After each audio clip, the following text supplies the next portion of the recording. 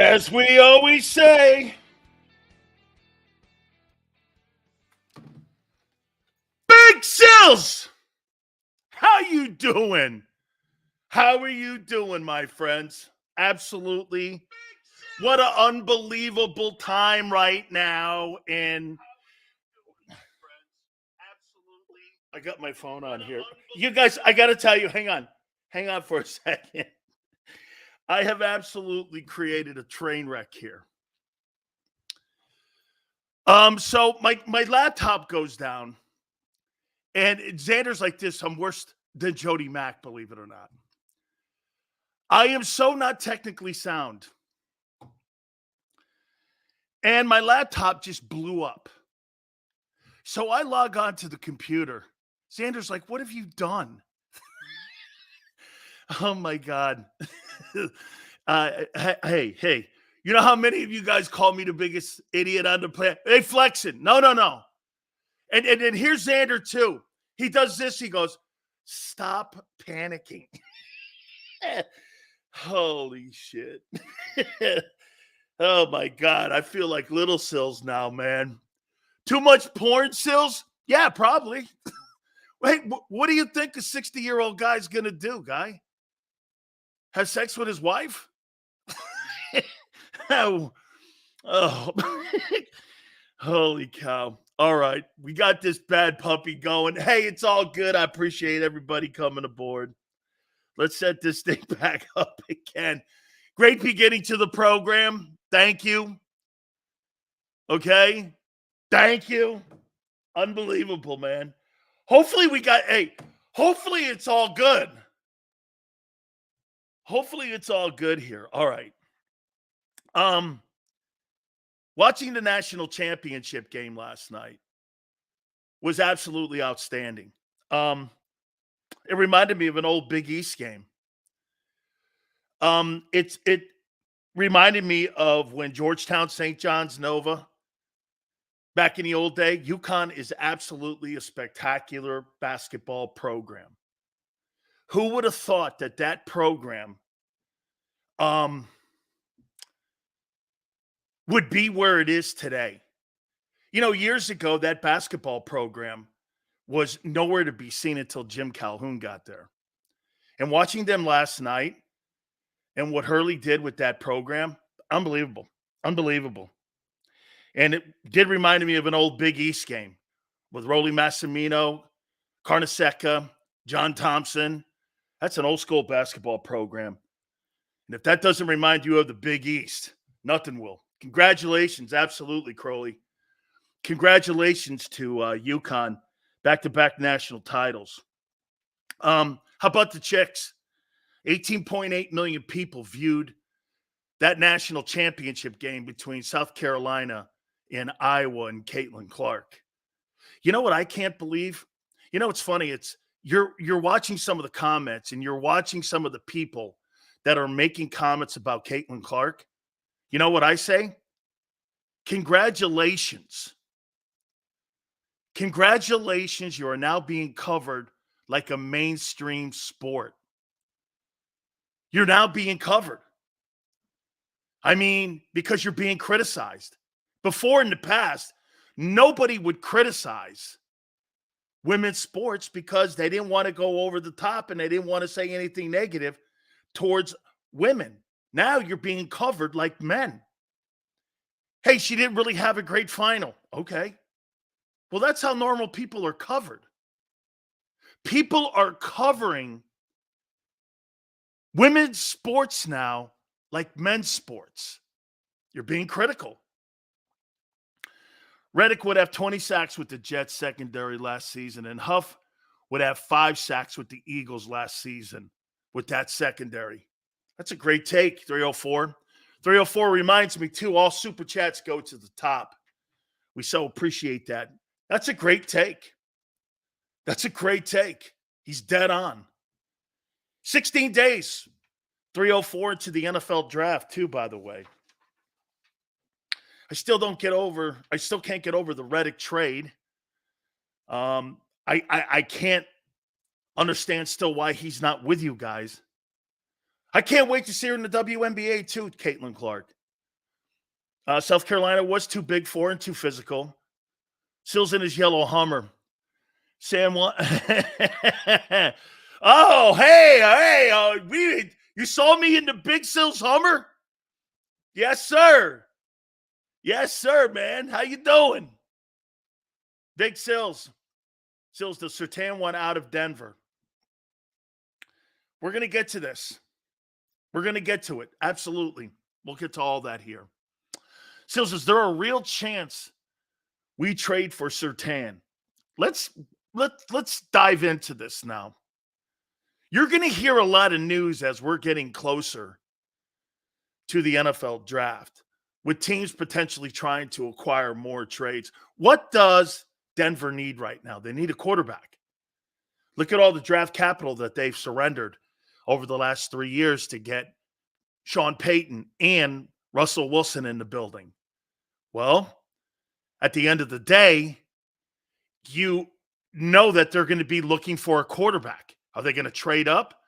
The only way for them to get a quarterback, you're going to have to trade a big asset that you have on your team. I hear John McMullen saying this all the time. And he says it all the time.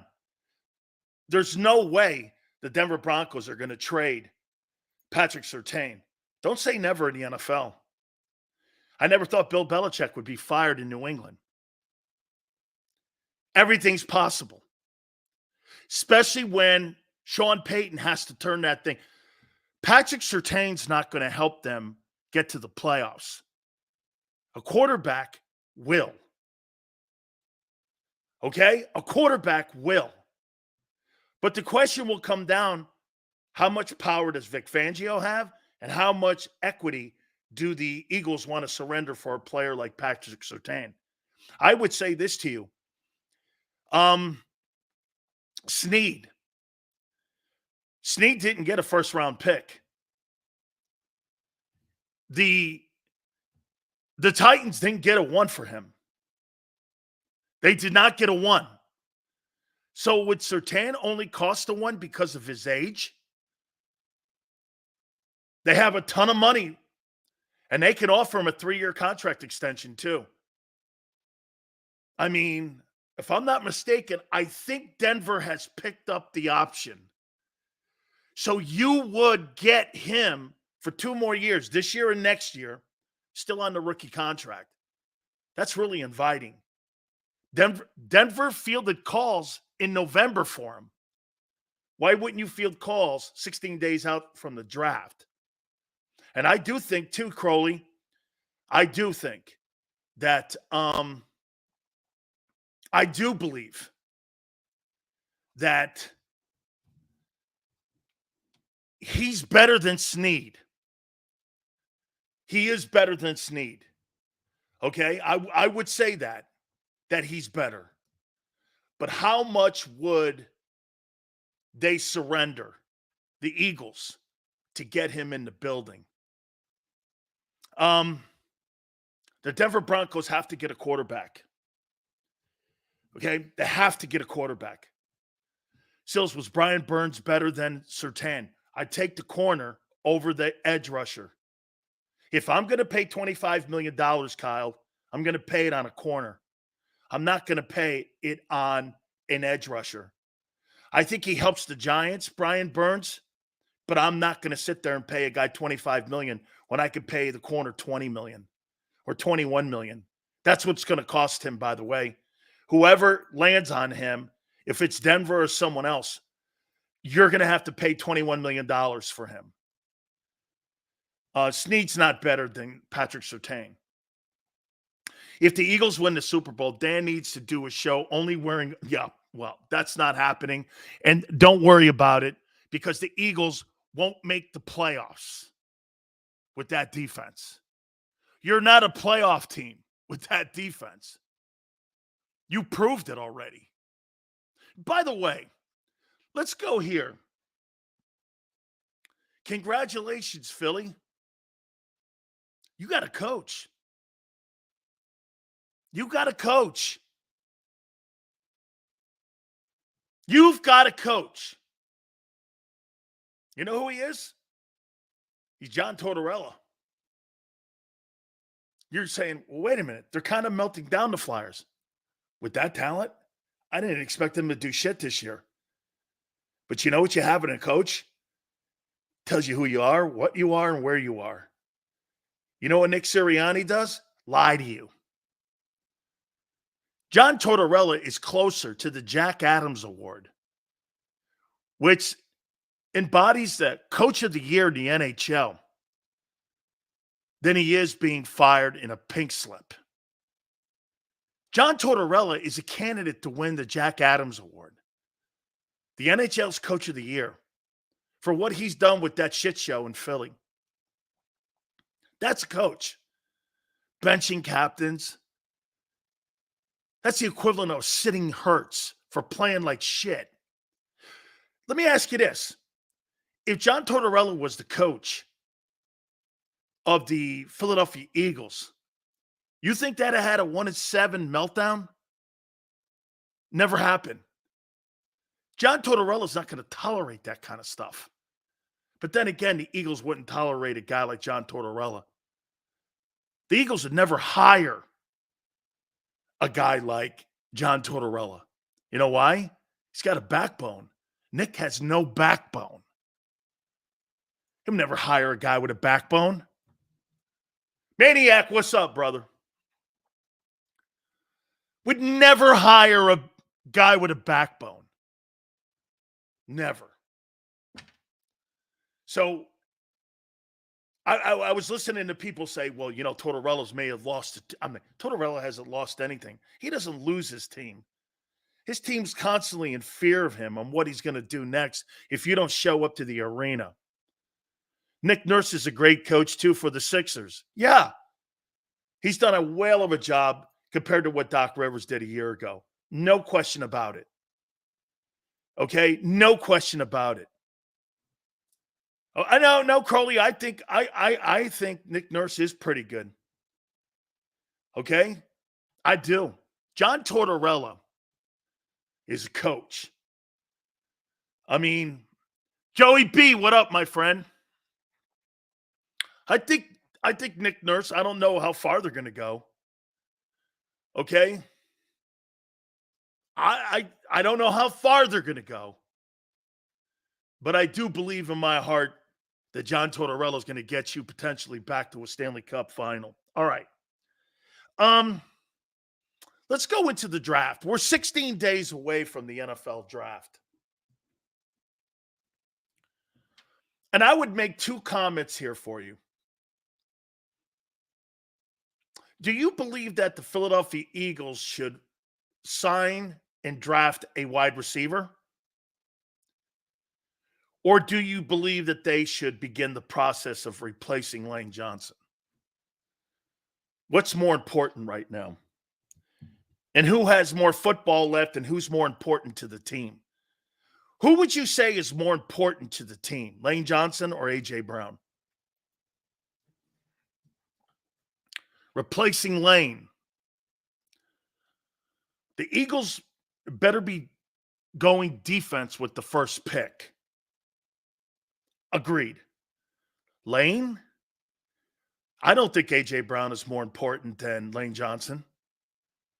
It's easy. I'm with you. It's A.J. Brown. Why would you think Lane Johnson is the lesser important player? The record dictates when that guy's not in a football game, your record blows. I told you this. You need to start the process of replacing A.J. Brown. It's got to get to a point where Devontae takes the role of being the number one guy, and the Eagles have to start making that happen. And so does Jalen Hurts. Lane Johnson is more important than AJ. Any old lineman is more important. I mean, that's how you protect your $50 million investment. It's not, you don't win with the perimeter. You win from the inside out. I cannot believe how many people are in love with that player, A.J. Brown, and you think the importance of him supersedes almost the quarterback. He's not that important.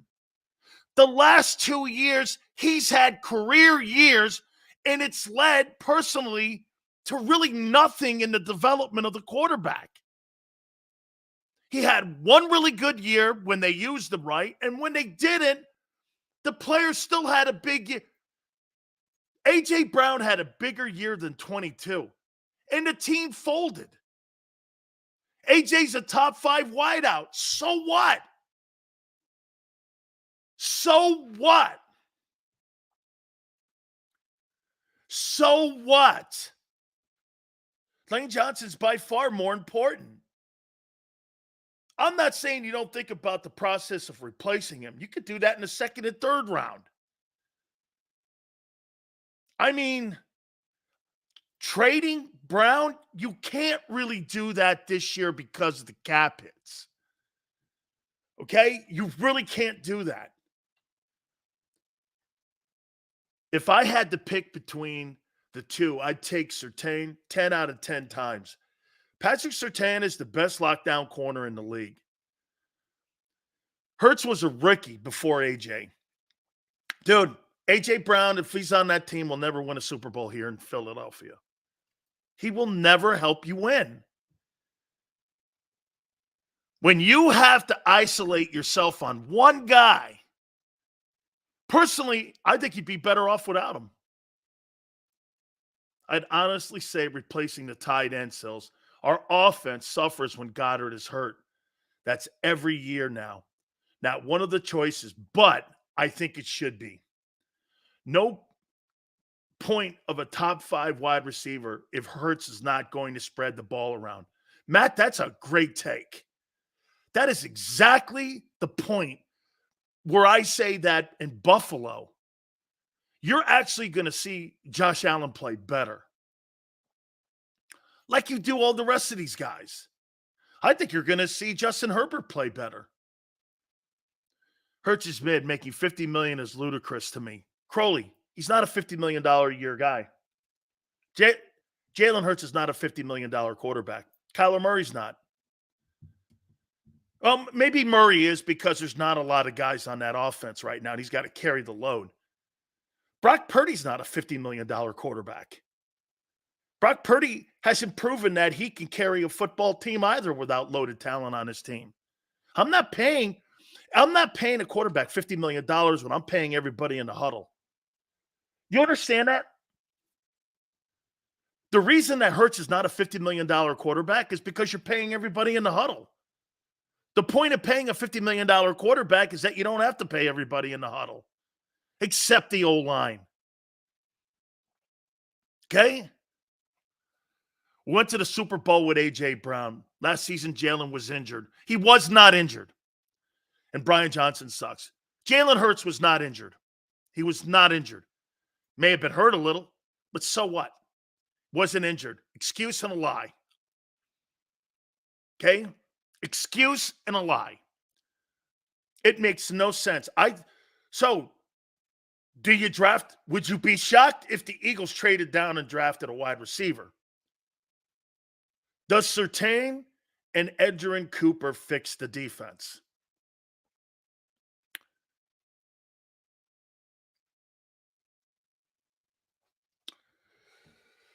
I love that question, Des.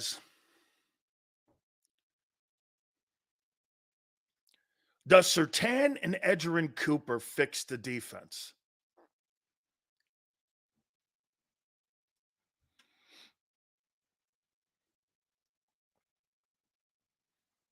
It would completely improve it. Crowley says you need more than that.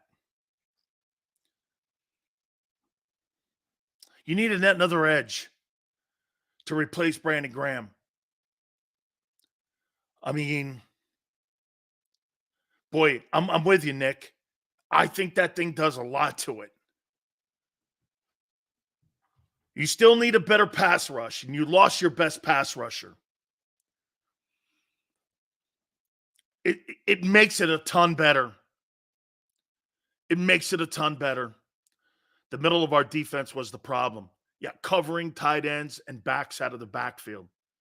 Need a Mike linebacker.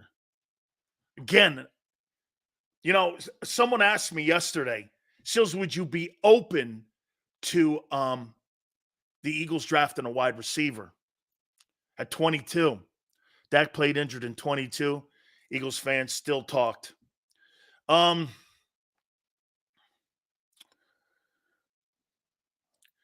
wide receiver role right now, do you double down on offense and go wide out or offensive tackle? Or do you trade out of that, get a wide out? I don't know. I mean, I want to get rid of A.J. Brown because I don't believe he's going to help your football team win a Super Bowl. I think A.J. Brown could fix a lot of the holes on your team. You've got too many holes on your team to be paying all those guys on one side of the ball. Man, Niners, I think excluding him from the offense helps the team, not hurts the team. Some would go, well, you're losing your best offensive player. Why? You traded away your best defensive player. Look at how stupid that sounds. You traded a guy. Get this. Here. Let me ask you. Hey, MG, who's had more impact on the football team in the last 2 years when it comes to winning games? Hassan Reddick or A.J. Brown? Who had more impact on your team? Reddick or Brown? When it comes to winning, bro, AJ was historic, and Jalen did nothing with it. The lockdown secondary helps the D-line a lot. I asked you a question. You traded away your best football player on defense and had more of an impact. He had 27 sacks. This guy, counting the playoffs, had over 30 sacks in 2 years. And you traded him away, and he single-handedly put you in the Super Bowl. And you're telling me you think A.J. Brown has had a bigger impact on your team? How's that possible? You traded away a guy who single-handedly put you in the NFC title game.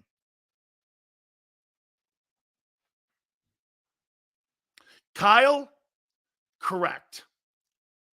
There ain't anybody on that desk when it comes to names on a roster that I'm not dealing. The Philadelphia Eagles don't have anybody on that football team that's not tradable.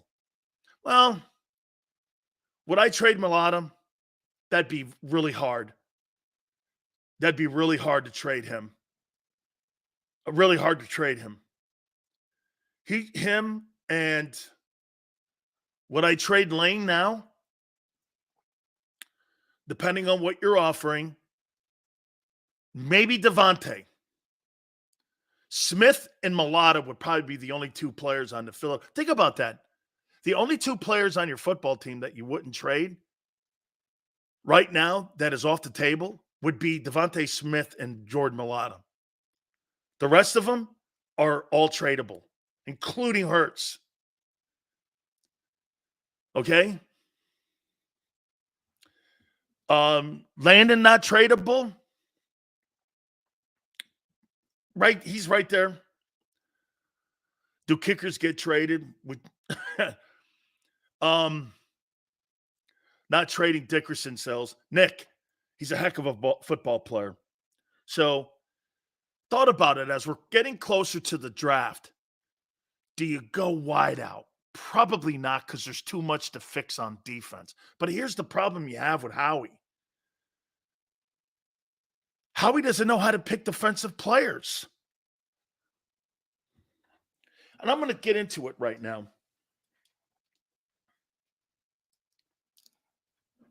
Why do you think the Eagles fail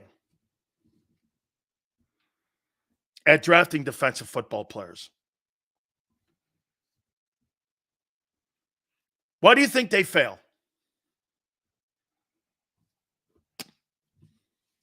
Hurts too dependent on Brown, forcing the ball, resulting in picks.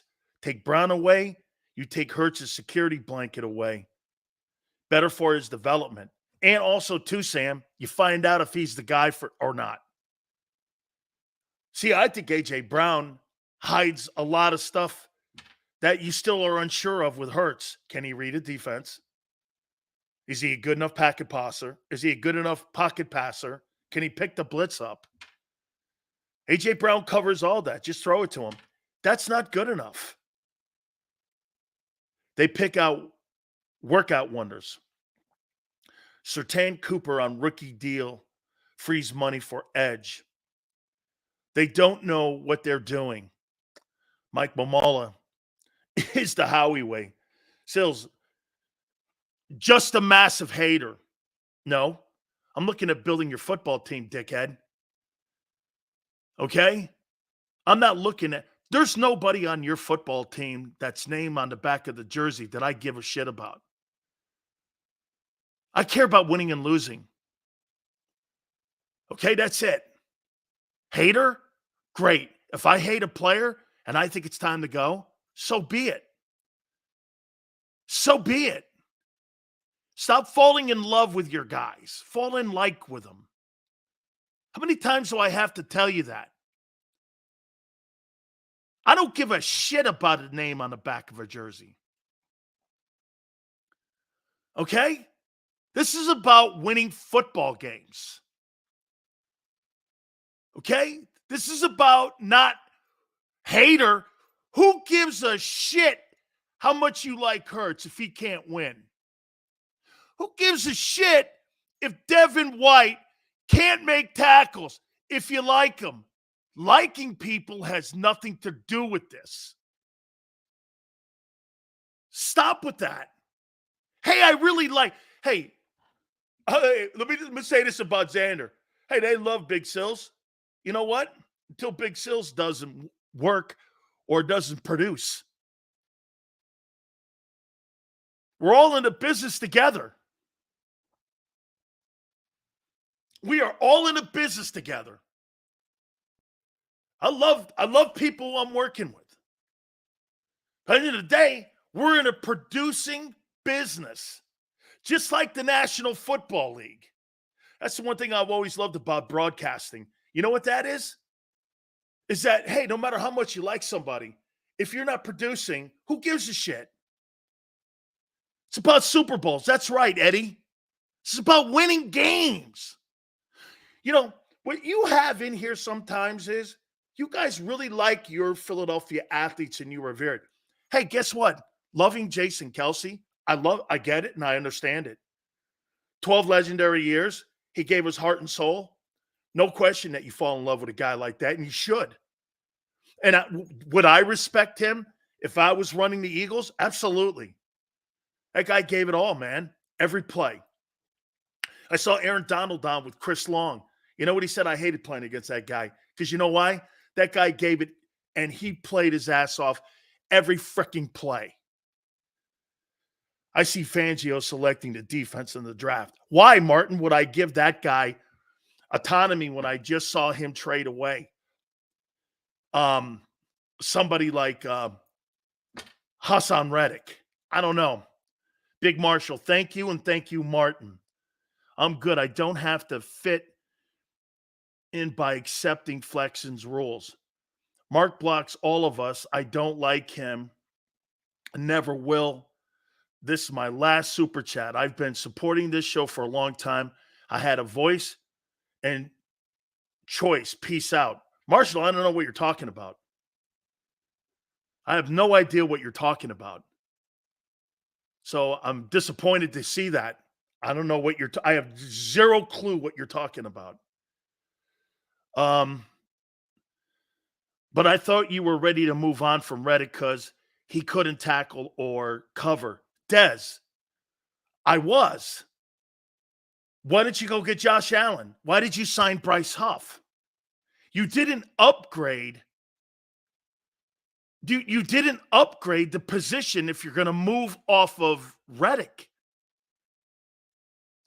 You know, I saw somebody say that to me on my Twitter page. I thought you were ready to move off Reddick. I was. Upgrade it. You didn't. You downgraded it. And it's exactly what Xander said. You signed a guy who you're hoping turns into Reddick. Both are downgrades. Okay? I can already see the Eagles botching the first round pick. Okay? I don't know. Look, guys, I don't know what you guys are talking about. I appreciate everybody in here. Dirty D, awesome stuff. Geez, how many times are we going to talk about how the Eagles haven't done crap on defense? Let's talk about possibilities for a change. Let's do it right now. I brought something up right now, Dirty D. Why the Eagles fail on defining and trying to find defensive football players. I wrote 7 things down here. They don't look, and this is what Dirty D, this is what I think they have to do. And this is what they don't do when it comes to defining defensive football players in the draft and really signing decent football players on defense. I don't think they look for an identity of a particular player. What's the ideology of you're looking for when it looks, what is exactly are you looking for a defensive guy? What intangibles do they have to have for you to look at them and bring them in? I could give a shit about a combine. I don't care about the combines. I care if you're a football player. The Eagles signed the last 2 drafts, combine workout warriors, in Jordan Davis and Nolan Smith. I mean, those are combine guys. They're combine guys. I look at that and I go like this, dude. I don't give a shit what a guy looks. You think you know why Tom Brady went in the 6th round? He doesn't look like a combine guy. Gabe, think about this. Tom Brady, I'm sure you've seen that picture of Tom Brady looking like a school teacher or a guy who works at a supermarket, had one of the worst bodies on the planet. Nobody's drafted, and he ran like a 5'4" or something, or 5'5", 40. Everyone looked at him and went, that's not a football player. How funny you could be more wrong when you looked at the way Tom Brady at the combines, they were laughing at him. They were absolutely laughing at Tom Brady. Get this. How many people in here believe that Howie Roseman would have drafted Tom Brady if he saw him at the combines? How many people believe Howie would have drafted him? Fangio doesn't blitz. I think Fangio's overrated. Sills, the defense is not fixed yet. Not even close. It's not fixed. There's not a chance Howie would have drafted Tom Brady. Never. Would never, right, Eddie? He would never have hired or signed Tom Brady because he doesn't look like a combine guy. That's a problem right there. They need to get away from that. So Jordan Davis ran a 4.78 at 338 pounds. That's awful impressive. But when you put him on a football field, his combine is more impressive than his play. How about this? When you watch Nolan Smith at a combine, his combine is more impressive than his play. When you watch Jacoby Dean at the combines, his combine is more impressive than his play. Don't you see a theme here? They put so much emphasis on that combine. In my point, Coach Jimmy Johnson never put any emphasis on the combines. He looked for a profile of a guy. His profile, not the combine profile. I think Howie doesn't get it on defense. I think drafting and recruiting and developing defensive football players is completely different than finding and developing offensive football players. Okay? Says we need to stop drafting the Mamulas. Stop drafting the Mamulas. At the end of the day, I think they don't know what they're doing on defense. So let's move on here. These are some of the intangibles. I talked to Coach Johnson is consulting the Cowboys now. I asked him to come on the program. He goes, not before the draft. I'm consulting the Dallas Cowboys. So we had a conversation last night for about 30 minutes. And I said, Coach, so you're back to evaluating? He goes, I'm helping. I wouldn't say that they're going to take all my words, but what they're going to do is they're going to take some of my judgments. And Flexen goes, public enemy number one. Well, you should learn from your enemy, Sun Tzu.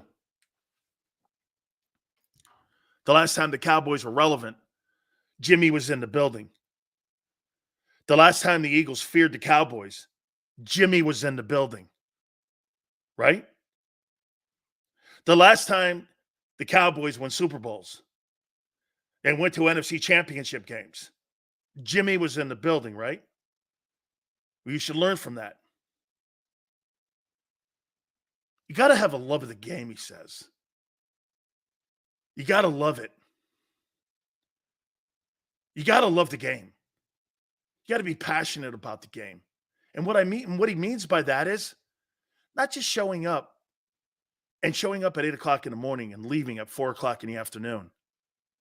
If you've got to go beyond, there's got to be almost like what did he call it? It's almost like a crazy desire where only thing you're thinking and eating and sleeping is football. You got to love football more than your family. When you love football more than your family, that's when you're invested. Some would say, how can you do that? You're telling me the great ones, Tiger, Jordan, Ali, all those people were divorced. Why? Because they put their sport ahead of their families. I'm not saying that's right. I'm saying, but you have to have that desire. You can't have outside things. I think that's what hurts LeBron. He's not invested in the game as Michael was, or Kobe. Kobe Bryant getting caught cheating and that whole scandal in Eagle, Colorado. Does that shock you with guys like that? It shouldn't. You notice all the great ones? Every single great athlete you can name has had some type of scandal that ruined their family. Because you know why? They're not completely invested in their family, but they are in their sport. This is hard talk here. When you start talking about business and showing up at national championship games, I don't ever remember Tom Brady showing up anywhere. I don't even remember him on social media. I don't remember Peyton Manning on any of that shit. I don't think Peyton Manning's still on social media. Some of those guys are just so invested in their sport. You have to have a love of the game. You just have to love it. And I'm talking about the kind of players on defense that you have to start looking at. Find an identity. Find players who you are picking a profile for. Okay? Love of the game. You got to these are all the intangibles that Jimmy's looking at for this upcoming draft. And any draft he's ever been part of. That's right, MG. It's an obsession. You're obsessed with it. You can't put it down. Toughest divorce you'll ever have in your life as a young man is football. Walking away from something you love and you put your heart and soul into, I'd rather walk away from my wife back then than football. Some of you are going to go, wow, I'm not the only one that thinks that. Ask Tom Brady. He walked away from his wife, Giselle. Russell Wilson can't walk away from his wife. That's why he's fading. He's not invested like Brady was. Aaron Rodgers wasn't completely invested. Favre was. Didn't matter what it was. Cheating on people, drugs, putting his body and heart on the line every single game. And by the way, when you get older, you realize how crazy you were and how dumb you were. But at the time, you're obsessed. The Eagles don't draft guys like this with an obsession for the sport. How can you be fat and Jordan Davis and not be in shape, mentally and physically ready to play, and you're the 13th pick in the draft? You want to know why I get pissed off at that guy? He's not obsessed with the sport. He doesn't love the sport. He doesn't do the extra work it takes. You know why? I didn't do enough of it. When I got my money, I fell apart. When I became a pro, I fell apart. All the things that I had worked on to get to that one moment. That's what Jimmy tells me. Dude, you didn't suck. You didn't suck as a player. You fell apart. You lost what got you there. It's true. I know when I see failure. Jordan Davis is complacent. Correct.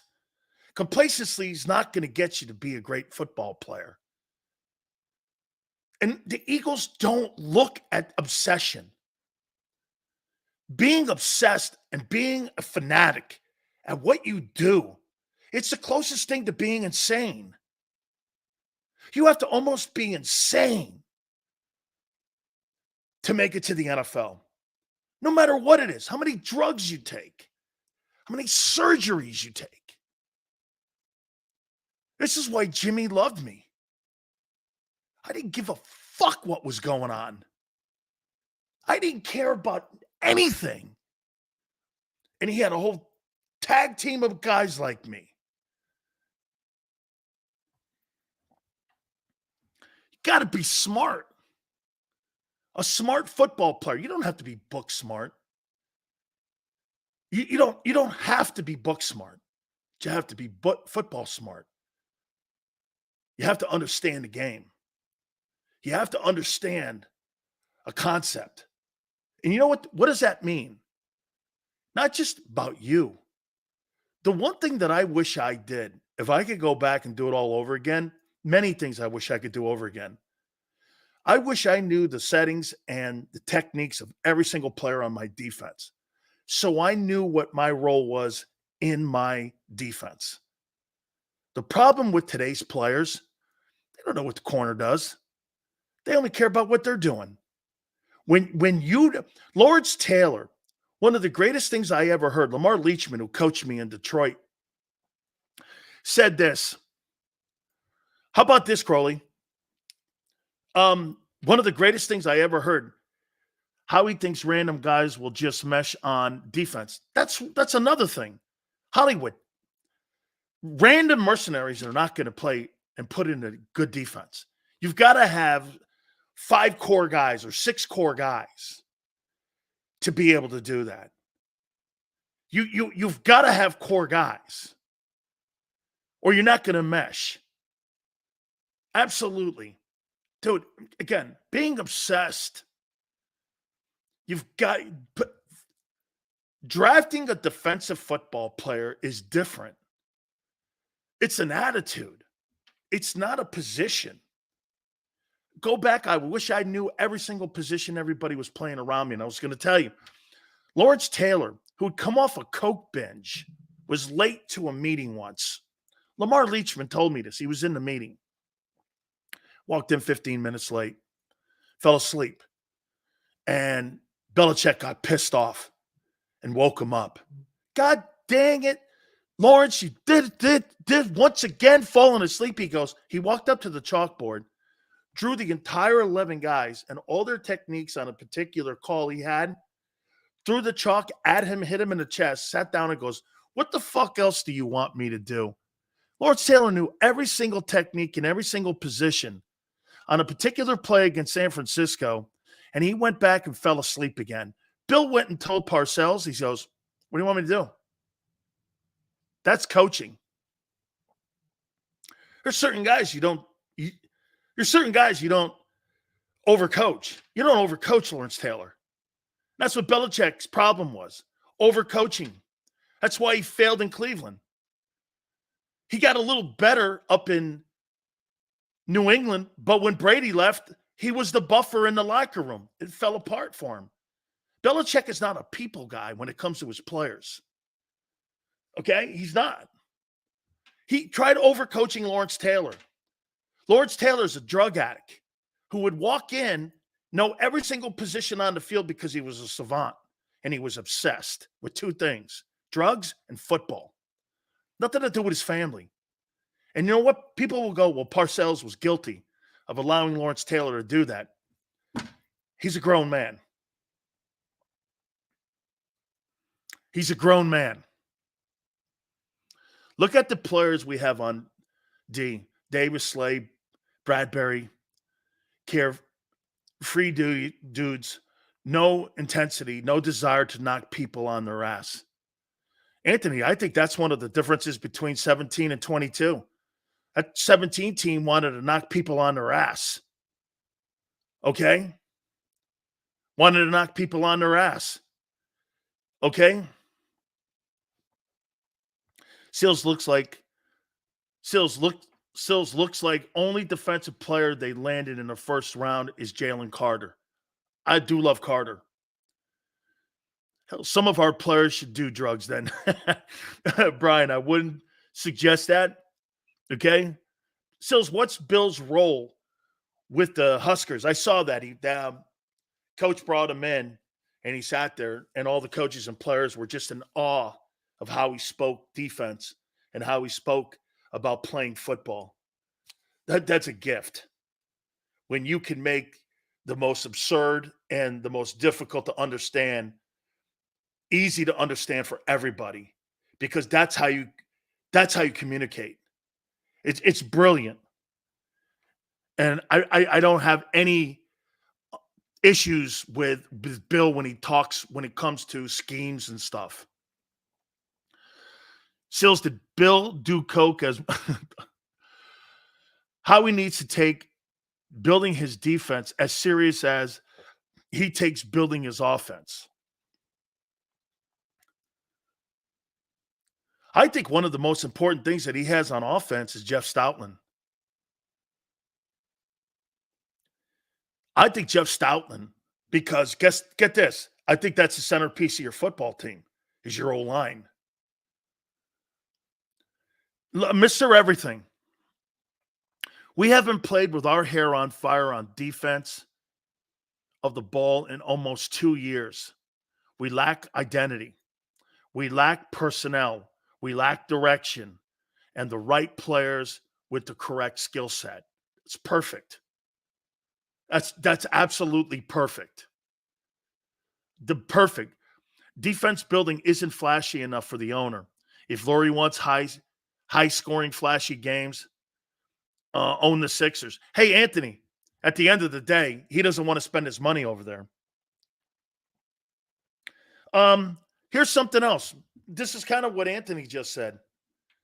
Or with the hair on fire, you got to play with a sense of urgency. You've got to draft people that have no out. You know what made our Miami Hurricane team so freaking great? What do you think made our team so good? Wait till I show you what the last thing on this list is. So right now we have find what the identity you want and the type of player you're looking for. I mean, think about what you're looking at in a profile of what you want in a player. Love the game. Loves hard work. You got to have a guy who just loves to work his ass off. Smart football. Playing with a sense of urgency. Do you know what that means? I'm taking you guys into what type of football player I would look at. What do you think playing with a sense of urgency means? You guys have an idea what that means? This is everything that Howie misses on defense. Now, there's no players on the Eagle defense that have these intangibles. Aggressive play. Dan, your Miami team were all brothers. It's why you always won. We were. We were playmakers. Every play matters. No plays off. No rest. When you're in you give everything till you can't. All that's true. Players with a sense of urgency. You know what that means to me? If I don't make it, I'm going to prison. I'm going to die. I'm going to live under a bridge. I have no way but this. The only hope I have is the opportunity that's been handed me. If I don't make it, I'm finished. Those are the people I played with. You were either going to be a drug dealer at night, shot and killed in the streets of Overtown, or you were going to make it to the NFL. The kids I played with were scared every day of going back to poverty. That's the kid I played with. And I played with 80 of them because they were scared. I went and saw many of these kids' homes, talked to their moms, watching what they didn't have. It's remarkable. The players that Miami signs now, or the kids that come out of college today, I don't see it. I just don't. You know what, too? I hope I don't sound like, oh, man, get off my lawn. But I'm just looking at, and this is what Coach Johnson's looking for, the kind of players in this upcoming April draft in 16 days. Kids aren't playing for lives anymore. They have everything. They're spoiled today. Different world from back in the 80s, Sills. Fly, you're right. But I think you can find people. Hey, let me ask you this, Fly. You think Brady was a throwback? You think Brady was a throwback player? I think Fletcher was a throwback player. Hey, how about this one?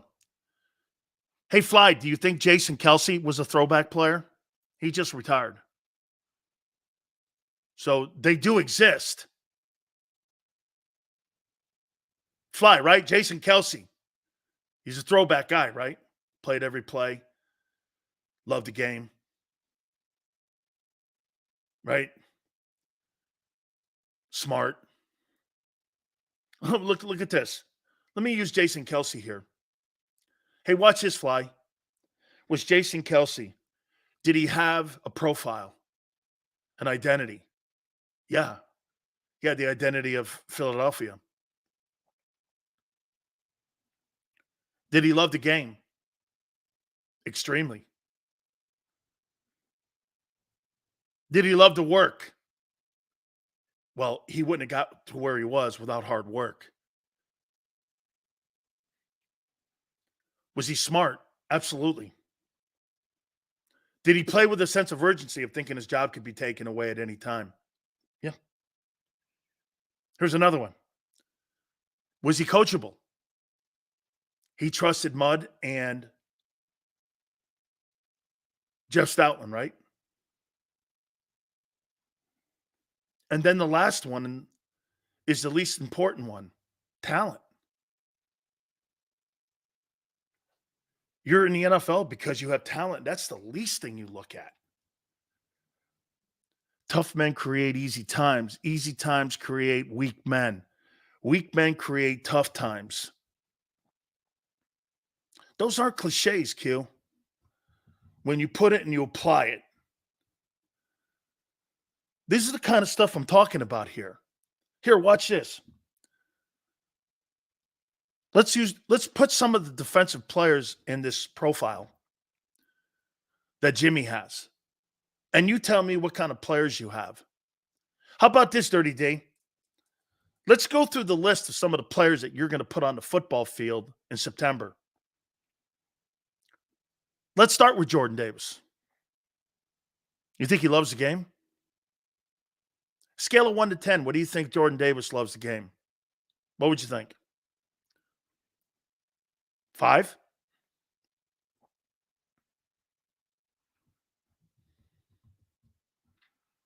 Thank you very much, C24. How about this? C24. Roland says 6. Between 4 and 6. 3. Okay. You think he loves to work hard? Scale of 1 to 10. What do you think? Think he loves to work hard?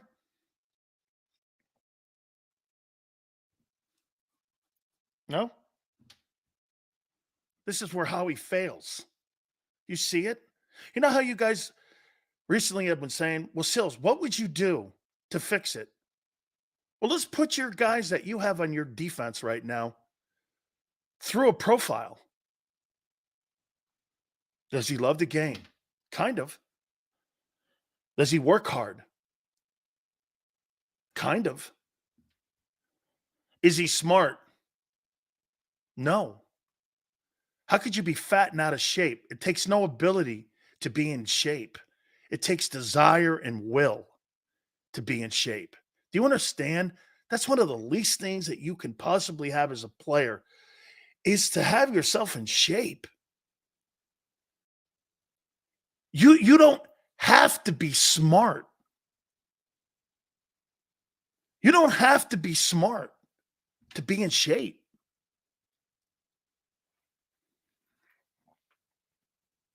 You think he plays with a sense of urgency? He's simple? Probably. Okay? Probably.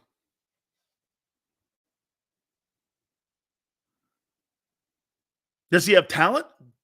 Tons of it. So, I'm sorry we're having a little difficulty here, a little bit with the connection here. Hopefully we're good. How about this? He's got talent. He's got talent. Jordan Davis is a run stop. Dude, is Jordan Davis a football player? Most players in the NFL are motivated by money, Dan. Well, let's move on to another guy. Let's move on to a guy you just signed, Devin White. You think he loves the game? I don't. Quit on the Bucks after he didn't get his money. That's not loving the game. You think he loves to work hard? No. He was benched.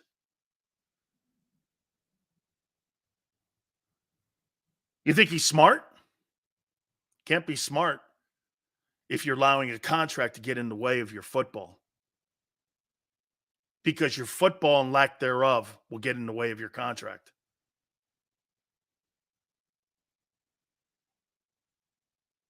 You think he plays with a sense of urgency? I don't. You think he's coachable? I don't. Is he talented? Absolutely. That's the horrible thing about this. The last thing on the list, he is. He's talented. Because it's the only reason he's in Philly. He doesn't love the game. He doesn't work hard. He's smart in some aspects. And as Todd Bowles said, it's not just about being an athlete, man. It's about being in the right place. He doesn't play with a sense of urgency. Time will tell. We're going on 7 years now. We're going on 7 years. Is he coachable? No. He hasn't been coachable in 6 years in the NFL. Maxon goes, so Howie sucks at drafting defensive players, but also because he's choosing the wrong guy. That's right. He's choosing the wrong guys because he's taking the combines and he's weighing the combines to be the end all. Let's do another player. Pick one. Pick one. Anyone. Let's do Jalen Carter. Does he love the game? What I've seen so far, I think he does. Does he love to work hard? Yet to be determined, but all signs point to yes. Is he smart? That's also yet to be determined. You can't be in an accident where someone's killed days before the draft. I don't know. Decision making? I don't know, son. That's still one hanging out there for me. Okay? Does he play with a sense of urgency? I think that's still in infancy. We'll see. Is he coachable? I believe he is. Talent is off the charts. Off the charts. Let's take a look at Josh Sweat. You understand that Coach Johnson right now in Dallas is going over every single player on his football team or on Jerry's team and putting him through the profile. Does he love the game? I think Josh Sweat loves the game.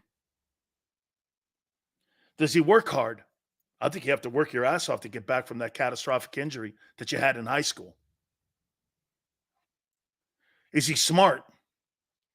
And he got to plays 900 plays and is overused and doesn't bitch about it? I think I think he loves working hard. Do I think he's smart? Absolutely. Does he play with a sense of urgency? I do believe that. Is he coachable? No question. Is he talented? Yep. He's one of the only guys on your defense that covers all 7 of the boxes. Let's take a look at Slay. Does he love the game?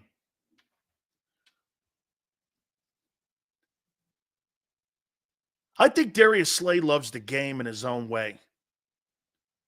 His way, and not a team way. And what I mean by that is if they ask him to press cover, he's not doing it. If they ask him to play center field, he'll do it. So does he love the game? In his vision. Does he work hard? I think if you're a corner in today's NFL and you've been a Pro Bowler 2 years in a row, I think you love I think you love the game.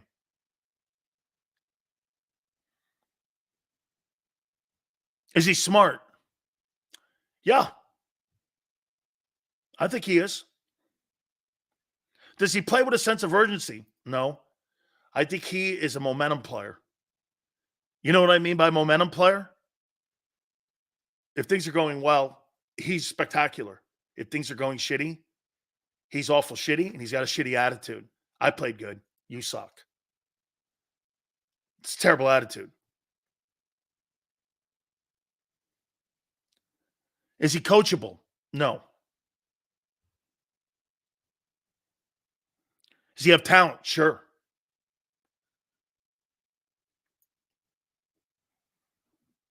Look at how many of the boxes your guys on defense don't cover on a profile of what you should be looking for. The last thing is talent, not the first thing. You give me a coachable guy and a guy who loves the game more, I'll beat talent every day. Because what's the word that Xander and I use a lot? You know what that is? Potential. Talent is code for potential. Man, I could beat potential and talent every day with people who have an intensity for the game and an obsession for the game. This is where Howie misses. This is where those asshole analytic guys get in the way because they start with talent.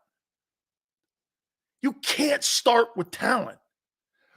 You think the New England Patriots had guys sitting there looking at talent when they were signing guys like Chris Hogan, Julian Edelman, Amendola, Welker, who was on 2 different teams before he got to New England? You think they were looking at all that? And by the way, look at Aaron Hernandez, who was a nightmare at Florida. You know what Belichick did? They put him right next to Tom Brady so Brady could keep an eye on his ass. They put him next to the best leader on the team. They didn't keep him away like they do Jalen Hurts in the Eagle locker room.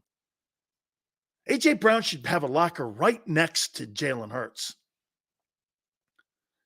I would put the troubled players right next to him, not distance him. They run the whole fucking locker room correctly wrong. That's why Nick has no say in it. He has no say in it. These guys are so, listen, you know, one thing I'll tell you, you know how many numerous opportunities I had to work in a personnel department because I had worked around and been around Jimmy? Let's do another player. A.J. Brown. Does he love the game? I think he loves the game in his own vision. Does he work hard? No. All you have to do is put on the 22. Watch what he looks like when the play's not coming play side to him. He loafs. He loafs. He sets up Goddard and Devontae Smith for big hits and harder targets for Jalen. Is he smart? Kind of. Does he play with a sense of urgency? No. Where was he the last 6 games of the year this last year? Is he coachable? No. Plays not coming to him. Targets aren't coming to him. He starts bitching on the sidelines. That's not coachable. Talent. Exceptional.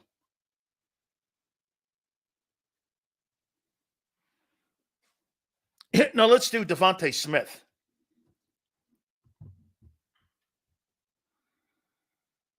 Love of the game. Not a question. Does he love to work hard? Not a question. Is he smart? Exceptional. Look at his routes. Does he play with a sense of urgency? Every play. Is he coachable? Maybe the most coachable guy in the team. Talent.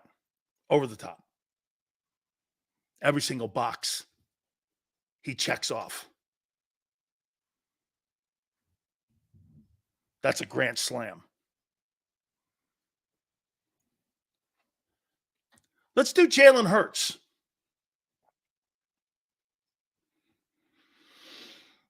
Does he love... Sorry for going off topic, but did you have a chance to watch Fletcher's retirement? Grew up watching him. Sad to see him go. His leadership will be missed. No question about it. Completely, he checked all the boxes too, my friend. And thank you very much for the super chat. I love Devontae Smith. The slim assassin. Let's do Jalen Hurts in the Jimmy Johnson profile. Does he love the game? Yes. Does he work hard?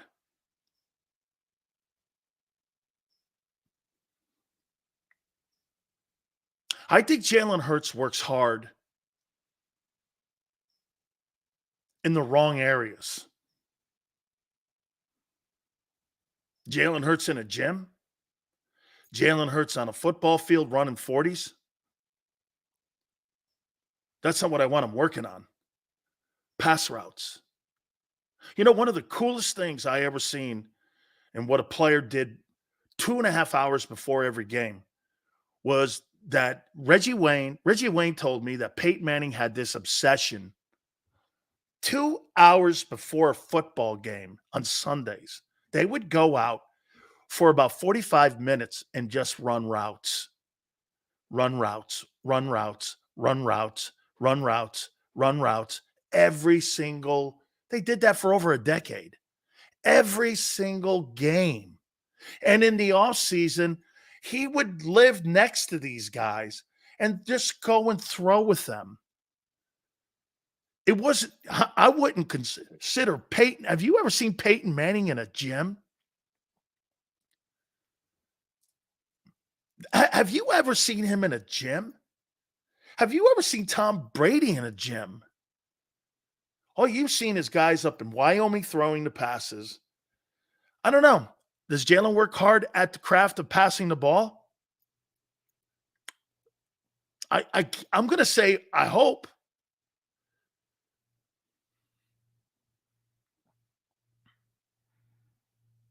Is he coachable? Here's a funny one. Wait, here, let's do this one first. Let's do this one first. Does he play with a sense of urgency? No. He does not. You think he played with a sense of urgency the last 6 games of the year? I saw Hurts training with Barkley. What were they doing? What were they doing, him and Barkley? What were they training doing, James?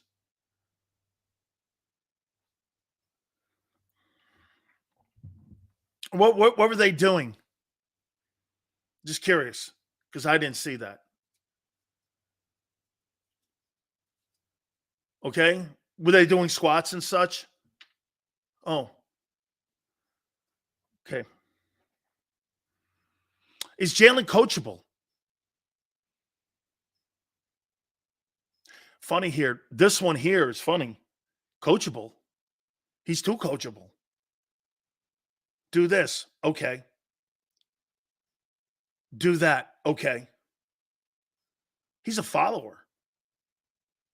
Nobody in their right mind. Hey, you know what's crazy? Think about this one. Think about this. If you had a leader or you had a coach who you knew was constantly telling you the wrong thing, and it went on for 13 weeks, would you continue to do it? Or would you put your foot down and show some leadership and say, I think we should do it this way?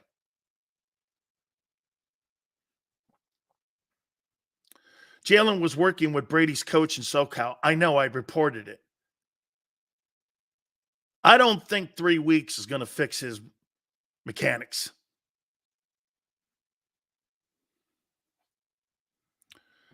Kyle, you'd put your foot down. Hey, Kyle, if you knew you were on a boat, let's just say you're on the Titanic, and you know the iceberg's there. Would you allow the captain to still aim for the iceberg and sink the ship?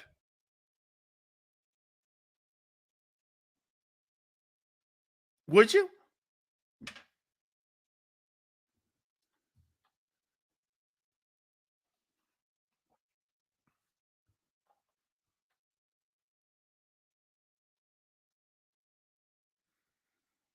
Talent.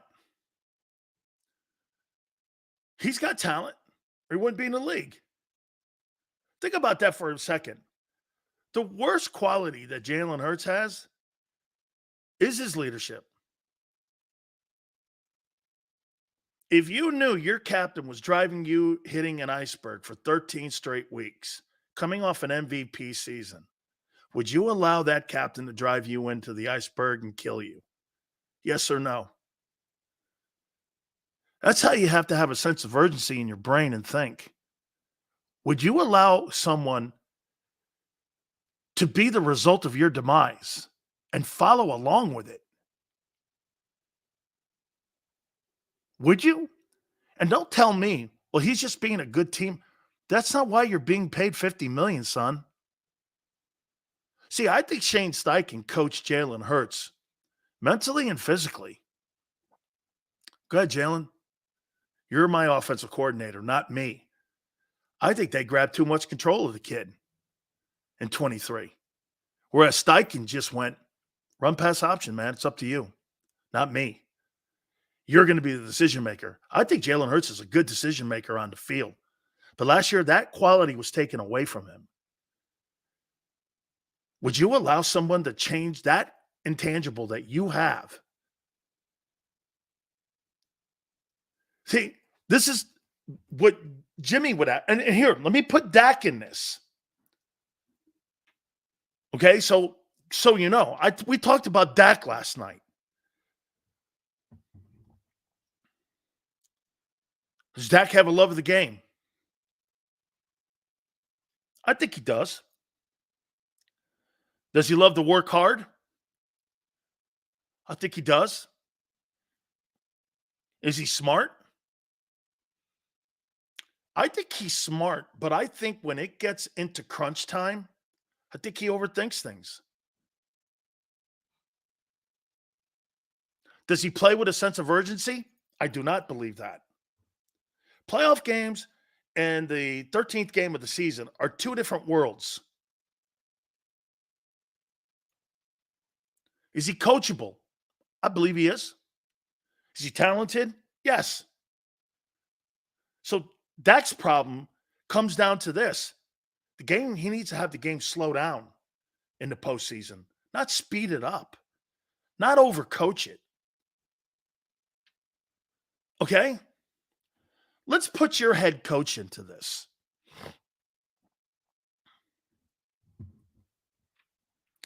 Does Nick love the game? I believe he does.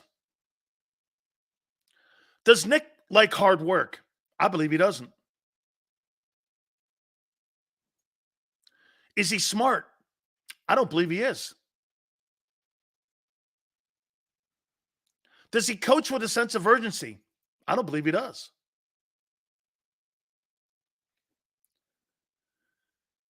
Is he open to listening to his coaches?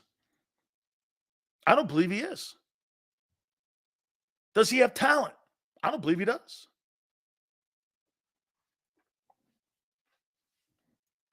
Now, let me put my coach in here. Does Jimmy have a love of the game? I've never seen a guy more obsessed with the game in my life than that man. That guy refused to go to family funerals and work his ass off, slept in the offices, never went home. It's crazy how obsessed he was. Did he love hard work? Wasn't a thing went unturned. He controlled everything. Was he smart? Look at the players that he put in the Hall of Fame. He found Jason Taylor in the third round, who was the linebacker that just got inducted into the Hall of Fame. I think he found him in the fifth round at Texas Tech. Incredible. Did he coach with a sense of urgency? Absolutely. Did he listen to his coaches all the time? Was he talented? Exceptionally. Zach Thomas. I think he found Zach Thomas in the fifth round. Think about that. Jimmy Johnson didn't have spectacular success in Miami because a lot of things got in the way there. But they didn't use a first-round draft choice on Zach Thomas and on Jason Taylor. And both guys are in Canton.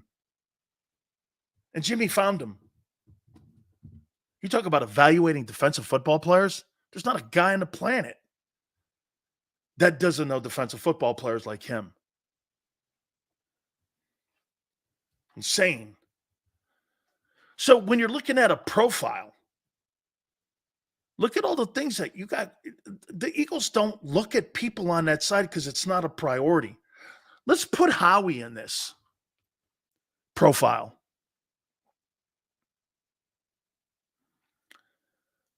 Does Howie love the game?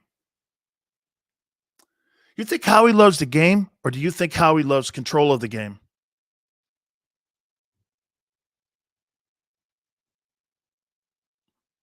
What do you think? You think Howie loves control? Or do you think Howie loves the game of football?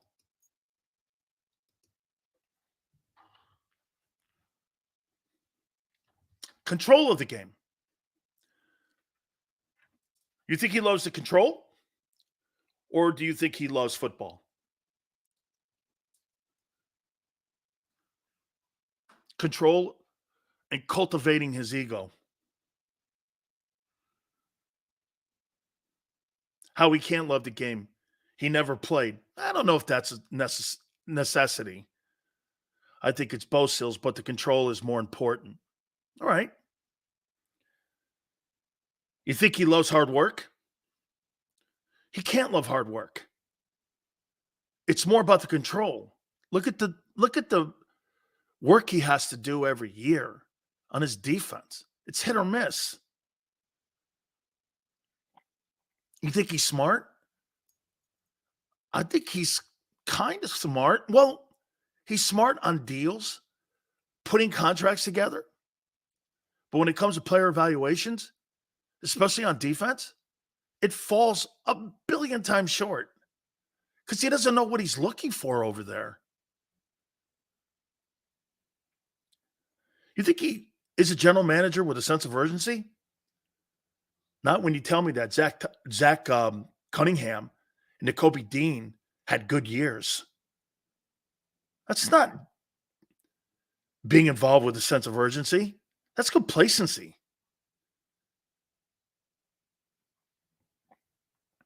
Is he open to listening to people? Is he coachable? I think he's only coachable by one guy, the owner. Is he talented? In some areas. Can I tell you his biggest problem? He's too spread out. He has widened his reach so much that it dilutes what he does well.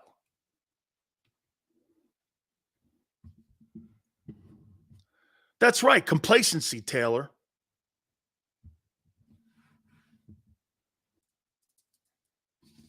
And it's why that defense is in the shape it's in. By the way, Jason Cole from Yahoo Sports, our NFL Pro Football Hall of Famer, is going to join us at the bottom of the hour. We're going to take a timeout. Hit the like button. Keep it here, National Football Show. Underdog Fantasy is the easiest place to play fantasy sports, and certainly the easiest when you're watching the NBA. And the NBA playoffs are almost here, and you can win money making picks. What are you waiting for? Sign up on UnderdogFantasy.com and use the promo code WIN. An Underdog will double your first deposit up to $100. That's UnderdogFantasy.com. Use the promo code WIN.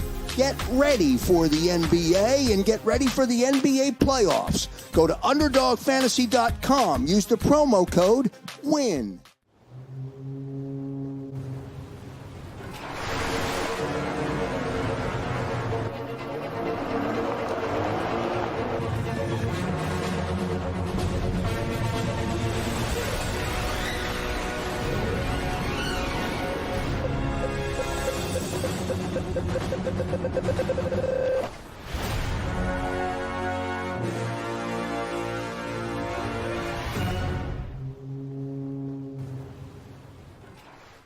Philadelphia fans, were cut from a different cloth. Born into a brotherhood and bonded to our team for life. We believe anything is possible because we've witnessed the impossible. While we may be from different neighborhoods, come Sunday, we are one, and we will be heard. Pondley Hockey, official partner of the Philadelphia Eagles. Hi everybody, my name's Jason Lombardi. I'm an inspector at DryTech. At DryTech we offer three major services, the first one being basement waterproofing. The second service we offer is foundation and structural repairs. And then the third service that we offer is mold remediation. If you feel you are having a waterproofing issue, give DryTech a call or check us out online.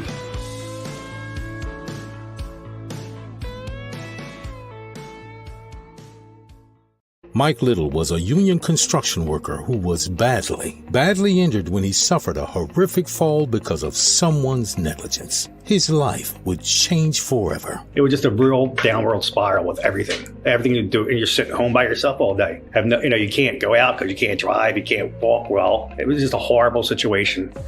Call Brian Fritz at the Fritz and Beyond Cooley Law Firm at 215-548-2222. EAGLES, Eagles.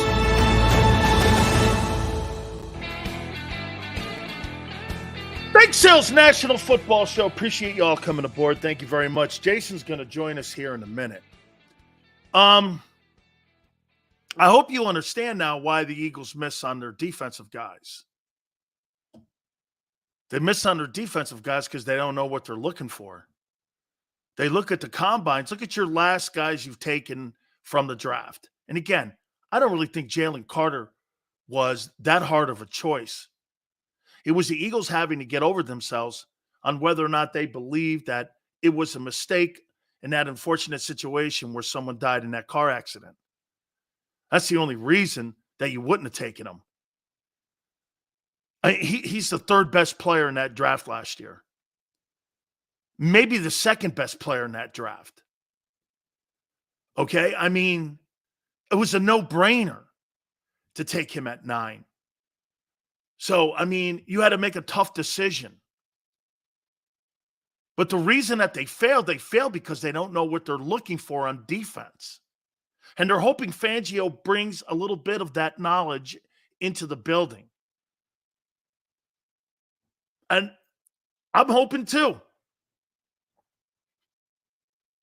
You know, we said something yesterday about Micah Parsons potentially coming to the Philadelphia Eagles, and there's rumors going around that, you know, the Cowboys are sick and tired. Hey, 304, how about this?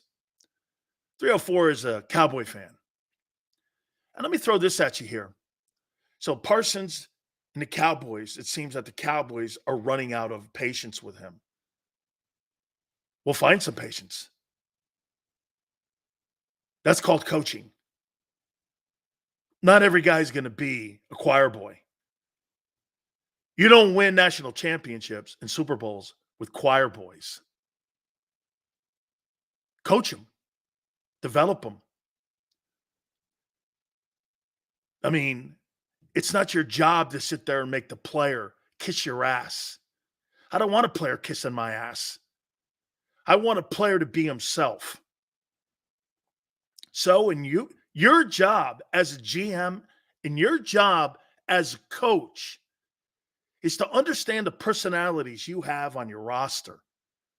Some have to be hit with a hammer. Some have to be hit with a feather. It's your job to figure that out.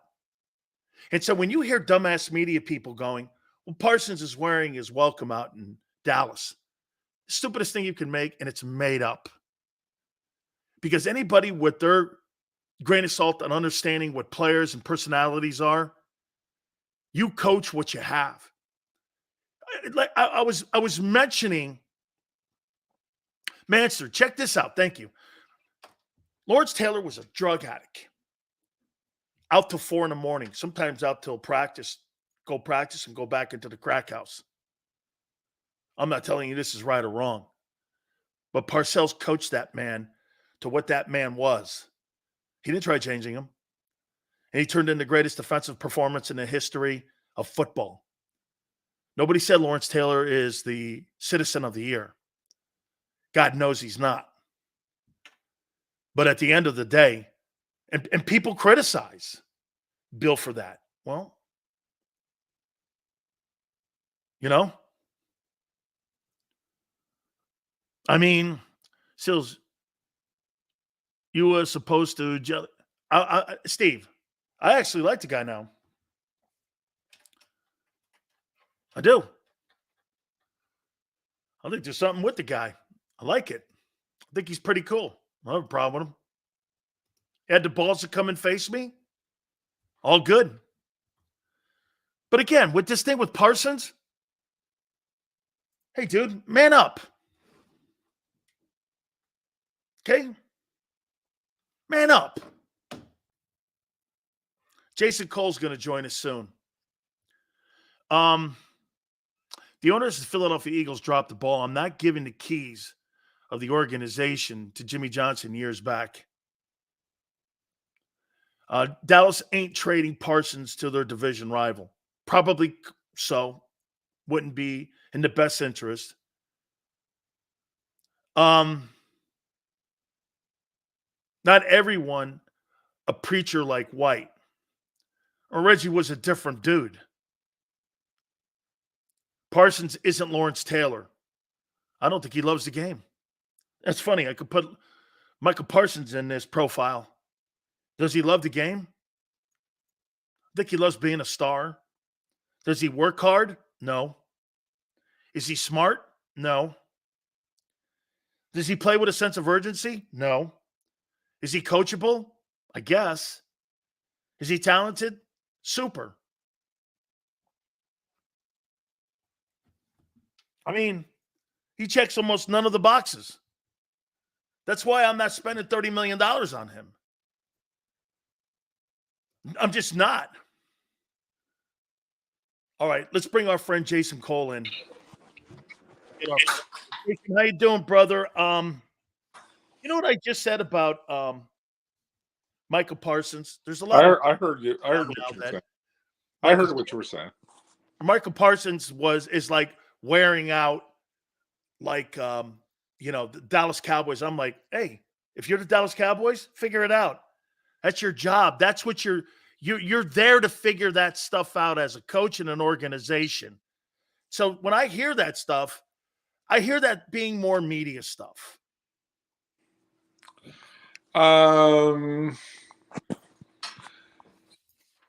In terms of they're complaining about dealing with Micah, and therefore they're planting the information that Micah is hard to deal with. No, more so that the media is seeing all of his podcasting and maybe some of the coaches and maybe even Jerry and his radio shows 2 times a week may have inferred that they were a little bit light in patience with that. But to me, like, this goes back to what you and I talk about with Jimmy Johnson. Mm-hmm. Hey, you're either going to coach Charles Haley, and you're going to coach Troy Aikman, and you're going to coach Michael Irvin.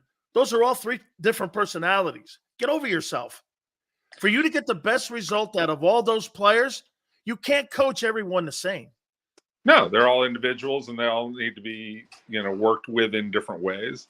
There's no question about it, right? Like, that's just like that's like management 101, right? Like that's any business that you run, right? Where you're looking at, how do I get the best out of this employee?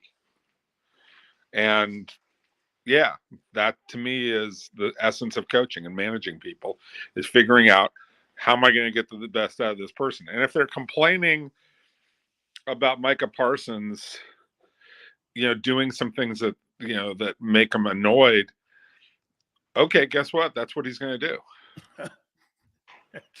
I mean, I'll throw this at you here, Jace.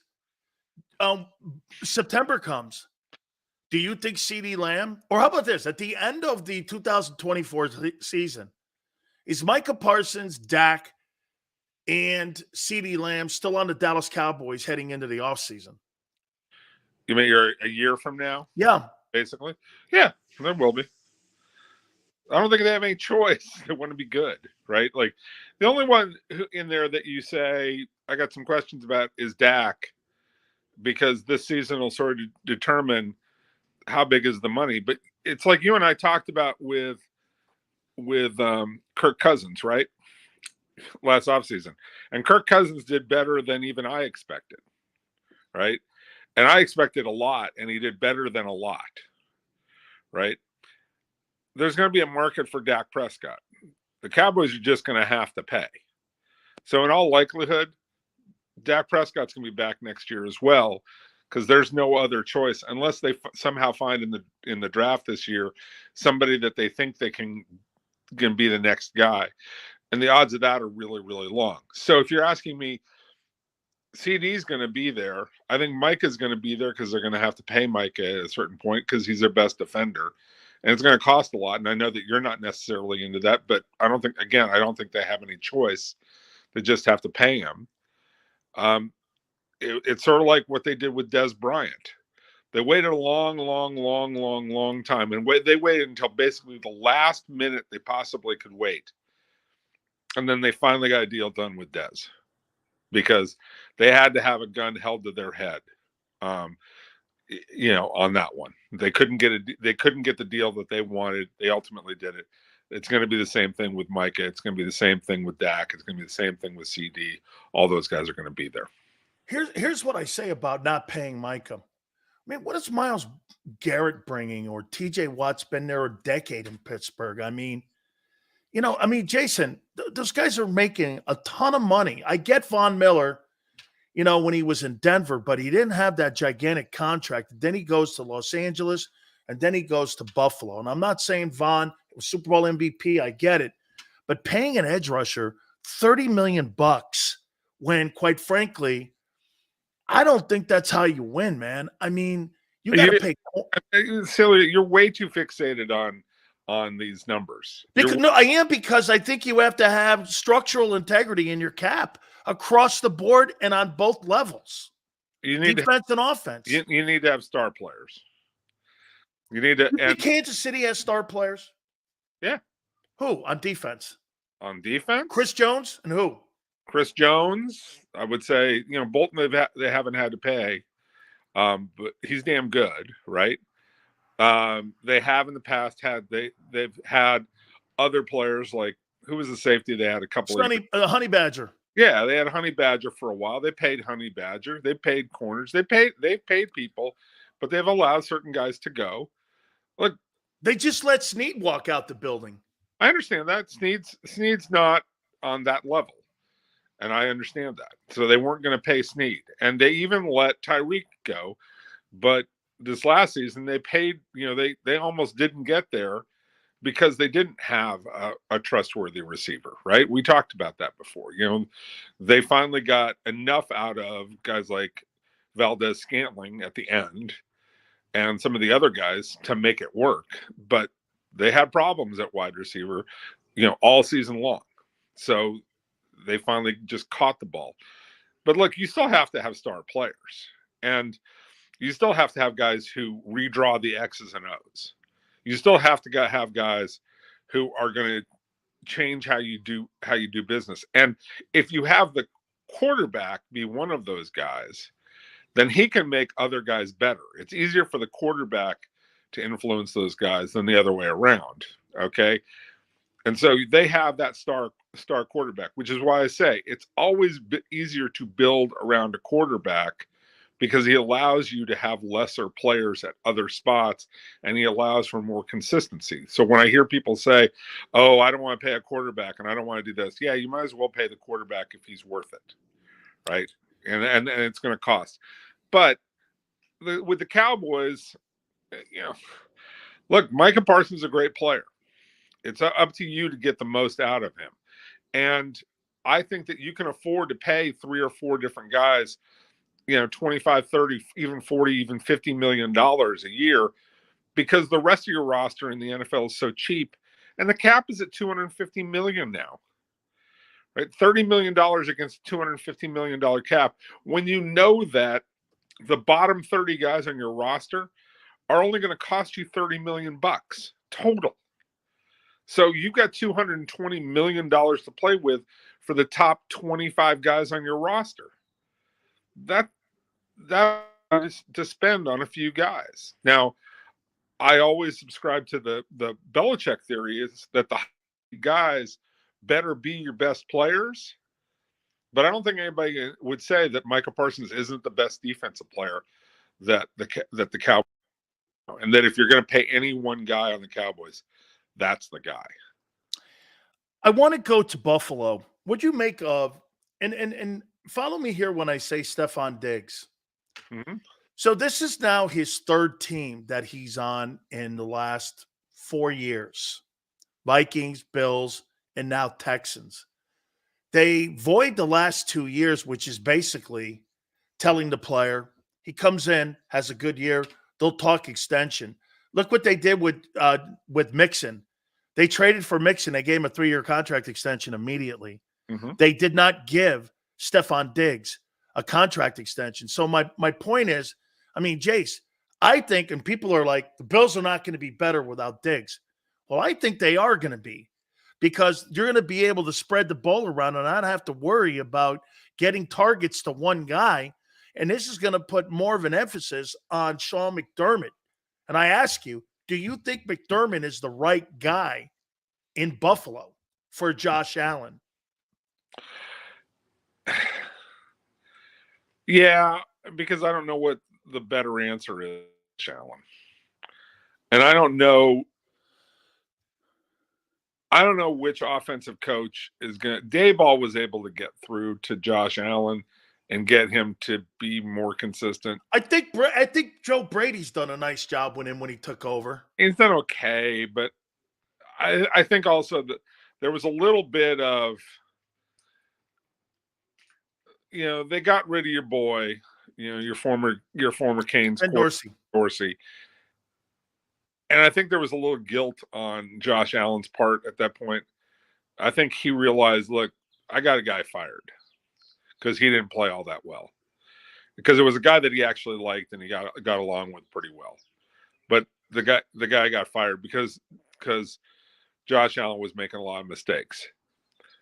The issue at the end of the day is the player himself has to realize there are certain chances he's got to stop taking.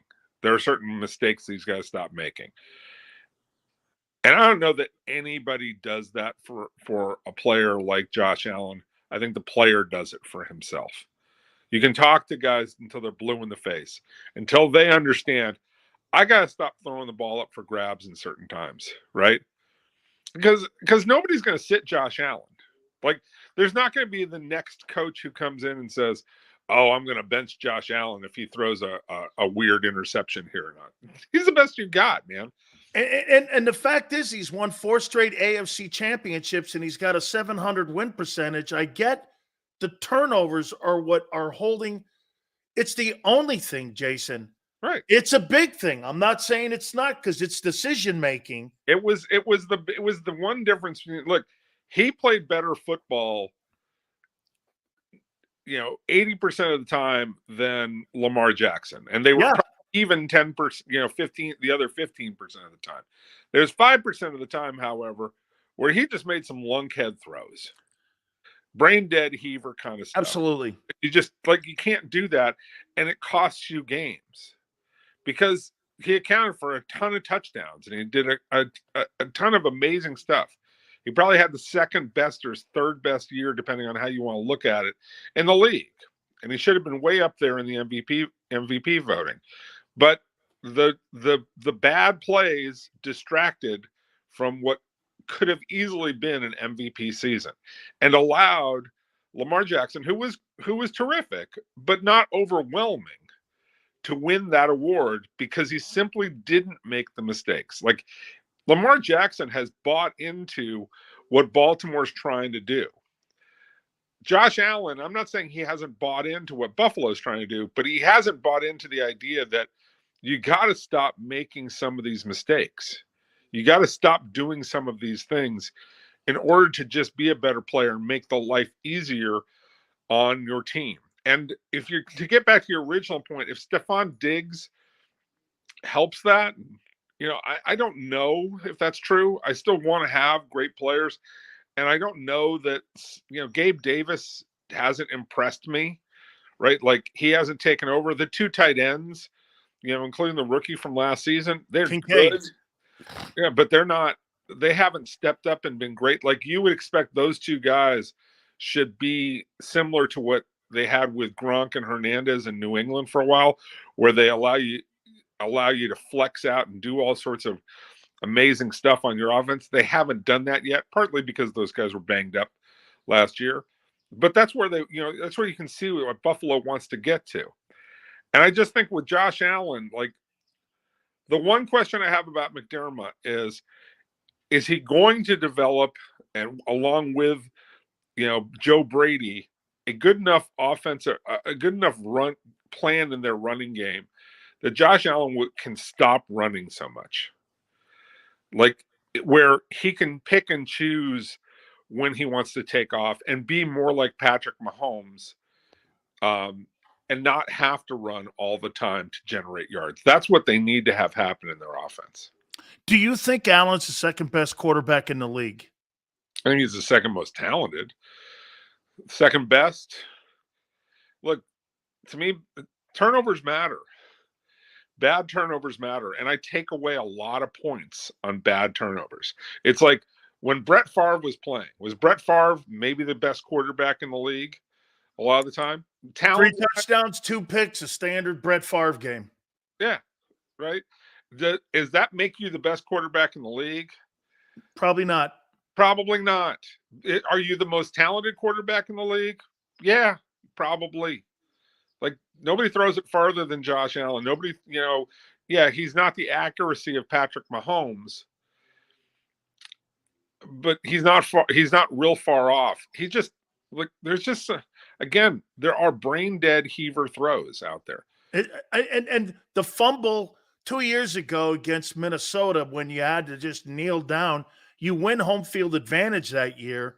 To me, is a play that, of all the plays I've watched him play that have been detrimental, that one there, I'm like, they had that whole Cincinnati situation where the defensive back got hurt and then they didn't play that game. All they had to do was kneel down. He fumbles it on the 1, and they lose that ball game, and they lose home field that year. That's the kind of stuff that's holding him back. But, boy, it'd be hard-pressed, Jason, for any, including Lamar, that I would take anybody over Josh Allen other than Mahomes. Right. I would. And I said this on Twitter last year when I was saying Lamar Jackson's the MVP of the league for the regular season. Okay. As I was saying that, I was saying I would draft Josh Allen ahead of Lamar Jackson. I do think he's a better player to work with, but that doesn't mean that the performance was better than Lamar Jackson. It was not. Okay. And that's why Lamar Jackson earned, in my view, the MVP and ultimately won it. And Josh Allen easily could have, but you can't throw so many interceptions in negative territory. I think he threw six in negative territory, and not on, a lot of people say, oh, well, he just throws deep interceptions on third down that are like punts.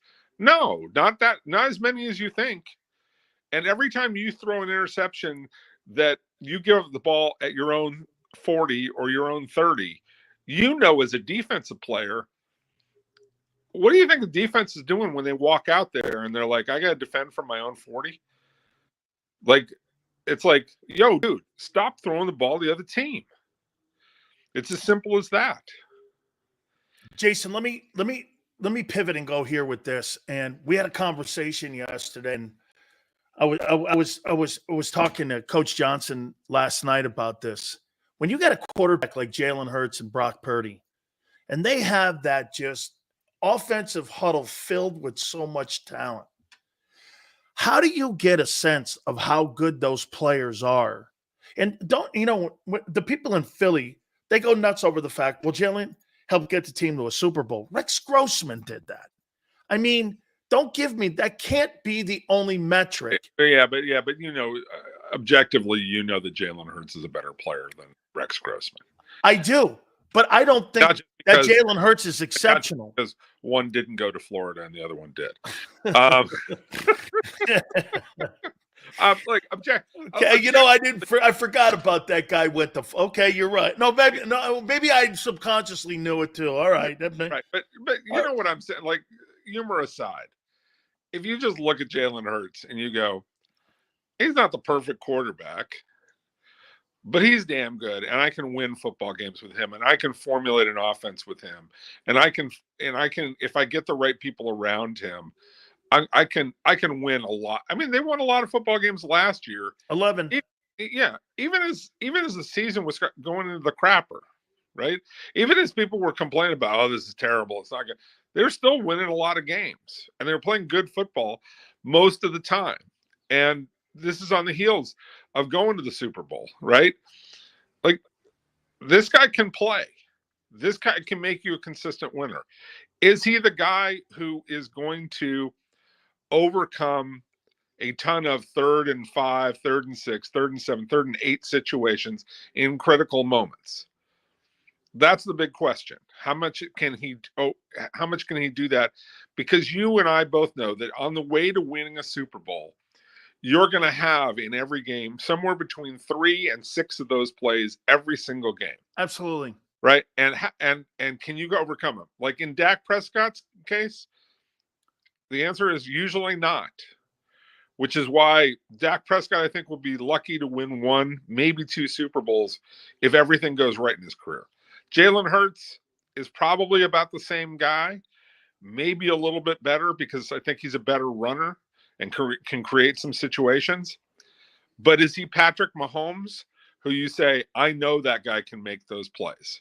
I know that guy can do it. Or is he even as good as Brock Purdy, who I think has that ability to make those plays in the right situation? Oh, I think Purdy's better in the pocket than Hurts, and I don't think it's even close.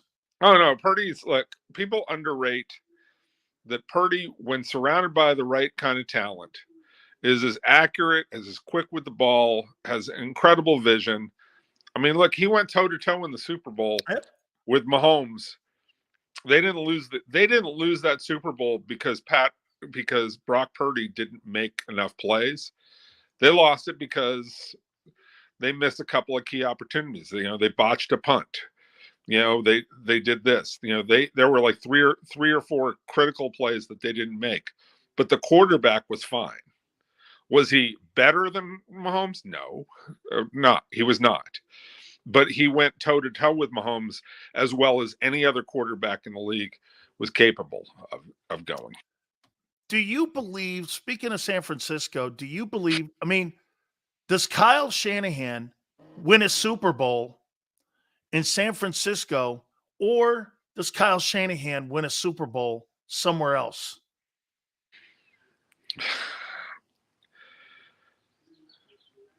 In the back of my mind, and there's no logic to it, I keep thinking that Kyle Shanahan is a tragic figure who, as great as he is, and maybe a better play caller than even his father was, and that's saying a lot. He sure is. Right?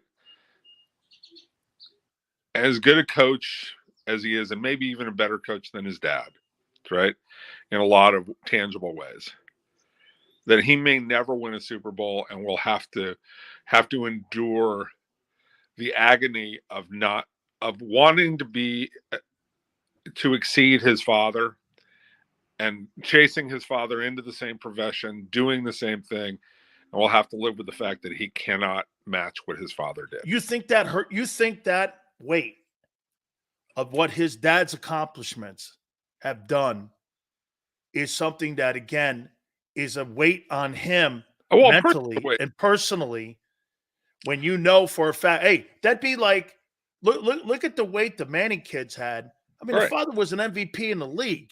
They superseded and Archie's, I've talked to him. He's extremely happy that his son's dead. Right. But I mean, and every father wants to see their son exceed the expectations. That's why you have kids. But I mean, look, that's got to be a weight on him. Of course it's a weight on him. Now, do I think he beats himself up every single day about it? No. But I think like he loves this profession. He got into it because he was a ball boy, all those years and on the sideline. He was talking to his dad and he loved it. And he loves his dad, right? All those, there's no negative to that.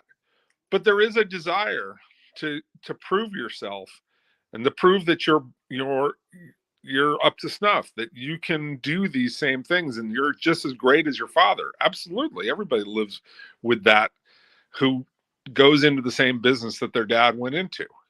You can't help but want to do better. And Mark Davis wants to exceed what Al did. Now, it's never going to happen, but he wants to.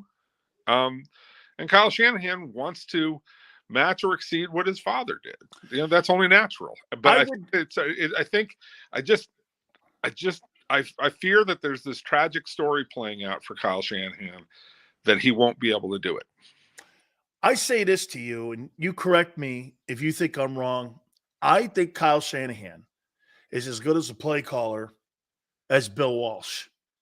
And I think Bill Walsh, in my opinion, what he did in Cincinnati with those playoff teams and what he did in San Francisco, I think Bill Walsh may be next to Andy Reid. Those two guys, there's a couple others, maybe Joe Gibbs.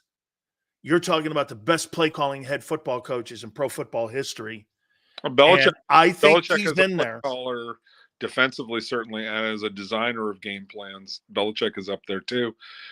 Yeah, I mean, they're Kyle Shanahan is extraordinary at calling games because of the way that the efficiency within what they work, how he makes all the parts work together.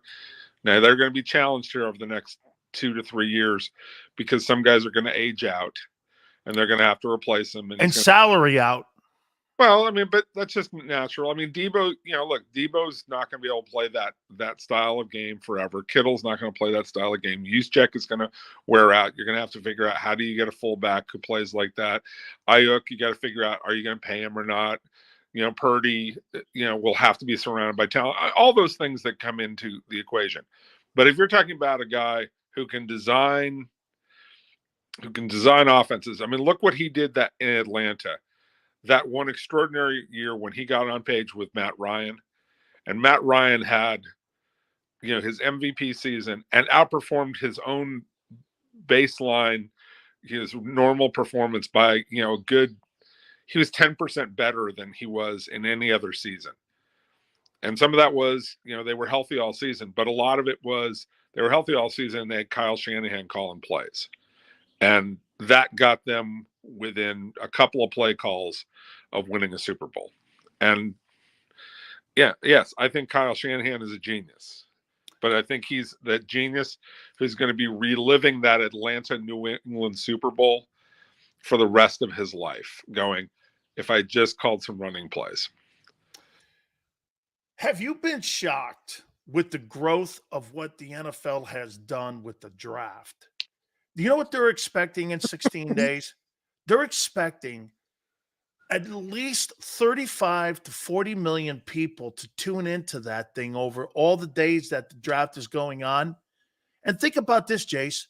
It's guys sitting at a desk going, and the Philadelphia Eagles in the 6th round draft Joe Bob Smith from Fond du Lac, Wisconsin. Yeah, but most of it is on day one, and a lot of it is on day two. It's the day one spectacle. It is an amazing thing. Look, it's Christmas. There's 2 Christmas days in the off season for football fans. One of them is the first day of free agency. What's the new gift that you get?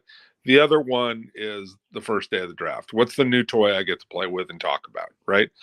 That's what it is. And they've turned it into Christmas. And that's awesome for the sport. I also look at it and go, this stuff is boring as hell. I'm with you. I'm like, look, I'm excited to know where they end up, but I don't want to watch it. Like, just if everybody got like 1 minute apiece, could we be done with this thing in a half an hour? Right? Like, you could wrap that thing up in about 45 minutes if you really thought about it. If you really want to do it, but they have made it dramatic. And again, I give them credit for it. They make money off of it. They raise, the interest level. It's all those good things, right? You could do the whole draft. Literally, you could do the whole draft in about 3 hours if you really want to do it. They do it in 3 days. 3 days for 7 rounds. They used to do, what was the draft way back when? Like 30 rounds? Yeah. Way back? Yeah. Like 30 rounds, and they got it done. I think my uncle was drafted in like the 19th round back in the day. Yeah, whatever. It was some crazy number, right? It used to be there was like 10 teams. Like, okay, we get together. It's all done. In my time, it was 12 rounds. Yeah, and it got done in a day. Yeah, that's all you need. Now it's 3 days for 7 rounds, and it's great drama. But no, I'm like, there's nothing interesting about this. Like, there's just nothing. I mean, from a reporter standpoint, like, the drama doesn't mean much. You get to make some phone calls to people and say, oh, who's trading for what and all that kind of stuff. And they draw that out. But you and I both know most of the trades have been talked about before they get to that day. There's not a new original, like somebody doesn't come up with I'm thinking of moving up now. All of a sudden, it's not like that movie Draft Day. That's not real. No, that That stuff doesn't happen. Nobody talks to an owner like that. No. That's You not imagine somebody talking to an owner, just give me 5 seconds. He'd be like, get the hell out of my room, man. Right. That's not working. No. So, congratulations to the NFL. They get 30 or 40 million people to watch guys stand at a podium. But I will also say the greatest thing ever, and this is the one that I don't get why the union allows the players to go up and hug Roger like he's their dude. You know what I'm saying? Like, give it a day. But you know what? Like, if I was in charge of the union, I would say I'm going to be up on that stage too. And do you know that makes every player sick to their stomach when they see those young kids go up there and hug that guy? Right, but they wanted to be those guys too when they came into the league, right? Yeah, they didn't learn until much later. Oh, you mean he's not on our side? Hey, Jace. So, like, because Reggie went in a supplemental draft, I went with Bosworth and Chris Carter, and there's a whole thing about it. So I had to go meet Rozelle. Yeah. I thought Rozelle was going to be like a really cool dude. I walk in there and he goes, we've heard a lot of things. And I'm like, who is this guy? And I'm going like, what? And this guy was the biggest dick on the planet to me. I'm thankful I had my agent in there, Randy Vataha, with Bob Wolf's people. Yeah. People probably don't even remember Bob Wolf. This is an ancient name back in the day. Oh, I know Bob. Yeah. But so I'm in there, and Roselle's like, we're going to void the contract with the Bucks. I just signed like a contract that was an equivalent to Jerome's. And I'm like, they gave me the check already. And I'm going like this, and I'm looking at this guy. I'm like, I have to get the money back. He goes like, no, I'm just going to hold everything off here. And so he calls me up. He goes, all right, we're going to hold a special supplemental draft for you, Bosworth, to Chris Carter. And man, ever since it was really a contentious meeting. And so when I see these players hugging Roger Goodell, I'm like, these guys don't like you, man. They do not like you. They might, you can say they might even like you, but his job is to make sure you don't get paid.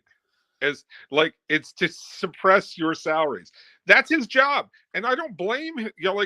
I don't blame Roger for that being his job. Somebody's got to do that. But the whole point of management is to keep the employee salaries under control. Like that's how economics works, right? And you don't go hug that guy. I mean, they gave us shit on the Reggie White free agency settlement. I still have the receipt from the check I got from the NFL, and the union the union had to fight to get. I think I got $19,000 from Reggie White settlement. It was tooth and nails, wasn't it? Oh my God! This was supposed to be the 4 games we missed. You got some compensation back. Yeah. And we got these checks. Guys like Montana got huge money because they missed those 4 games. I got $19,000. To me, that was a lot of money back then. And today. For the owners, it was tip money. Oh God, I know. It was parking lot money, man. Right, exactly. Hey bro, I got a roll here, but yeah, like I just when they go up and they hug the commissioner, I always cringe and I go, man, the union just doesn't get it. Like this is not the relationship you want to promote. So there you go. Wait, 1 second. Is Fletcher Cox a Hall of Famer? Haven't studied enough to. I can't say yes, but I can't say no. All right. I think, based on longevity and the impacts that I saw, there's a good argument for him. But I don't know that it's absolutely like I don't just check the mark and go yeah. All right. I think Kelsey to me is closer to yes. But I was thinking about when Cox retired and he did it much quieter than Kelsey. I was like, Kelsey may actually be the Hall of Famer out of these two. He is. Once I study, I just haven't. So I think Fletcher's right there, but I'm with you. I think there needs to be a lot of diving in here on that. I appreciate it, Jace. Thank you so much. You got it, my friend. I'll say this to you about Fletcher Cox Hall of Fame. He's not a Hall of Famer. It's close. Was he better than Adamic Sue?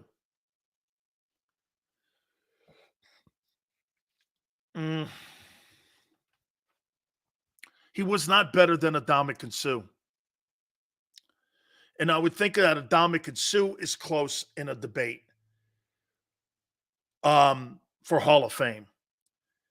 Was he better than him? Now, Adama Sue's got a world champion trophy too. But I don't believe that Fletcher's was a better ball player than Adama Sue. And if I had to vote, and I would think those were the two interior tackles during their time, taking Donald out of the conversation, I think Sue was slightly better. I'm with you, Flexen.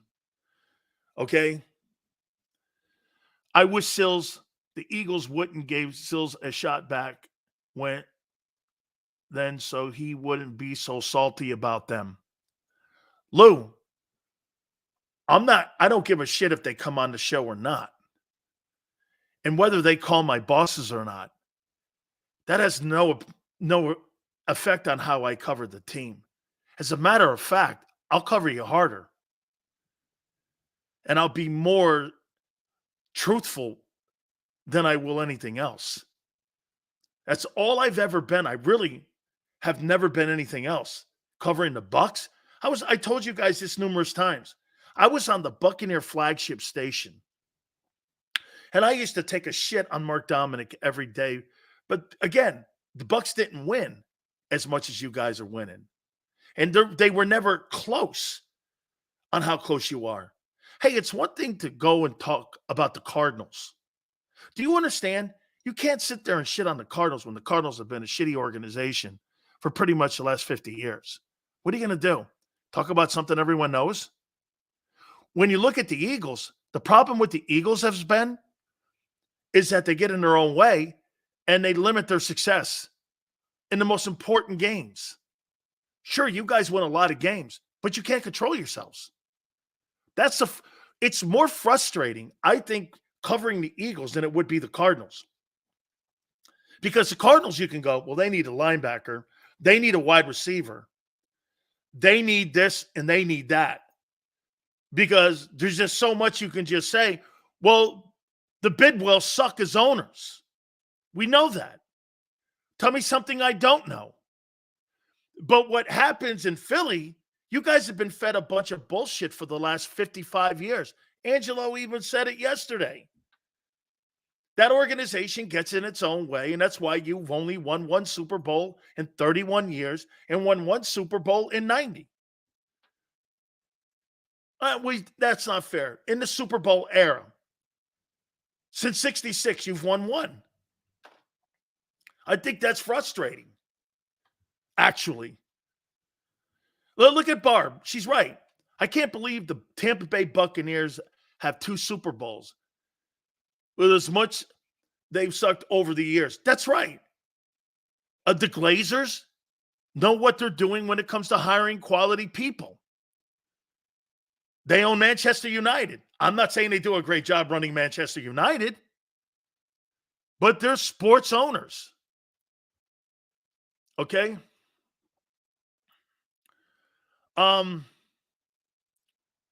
Lou goes, you're not, though. You're a hater. I don't hate anything about Philadelphia Eagles. I don't hate anything. Lou, hater? So wait a minute, Lou. Did you hate how your season ended? Do you hate your general manager can't draft people on defense? Do you hate you have to retool your team defensively every other year? You don't hate that. Okay. I mean, see, Lou doesn't hate that. He'd rather talk about, well, we win 11 games and we're around the rim. Okay, that's my frustration with you. Seals, do you think it will ever change? Not as long as the owner has Howie Roseman in the building. No. Because Howie will not be put back in the broom closet again. It's flexing. It is a little complacency. I'll say it one more time to you, Flexen. I don't believe that the owner of the football team believes in championships. I think he believes more in control. Cox was a dominant his entire career. But that doesn't make you a Pro Football Hall of Famer.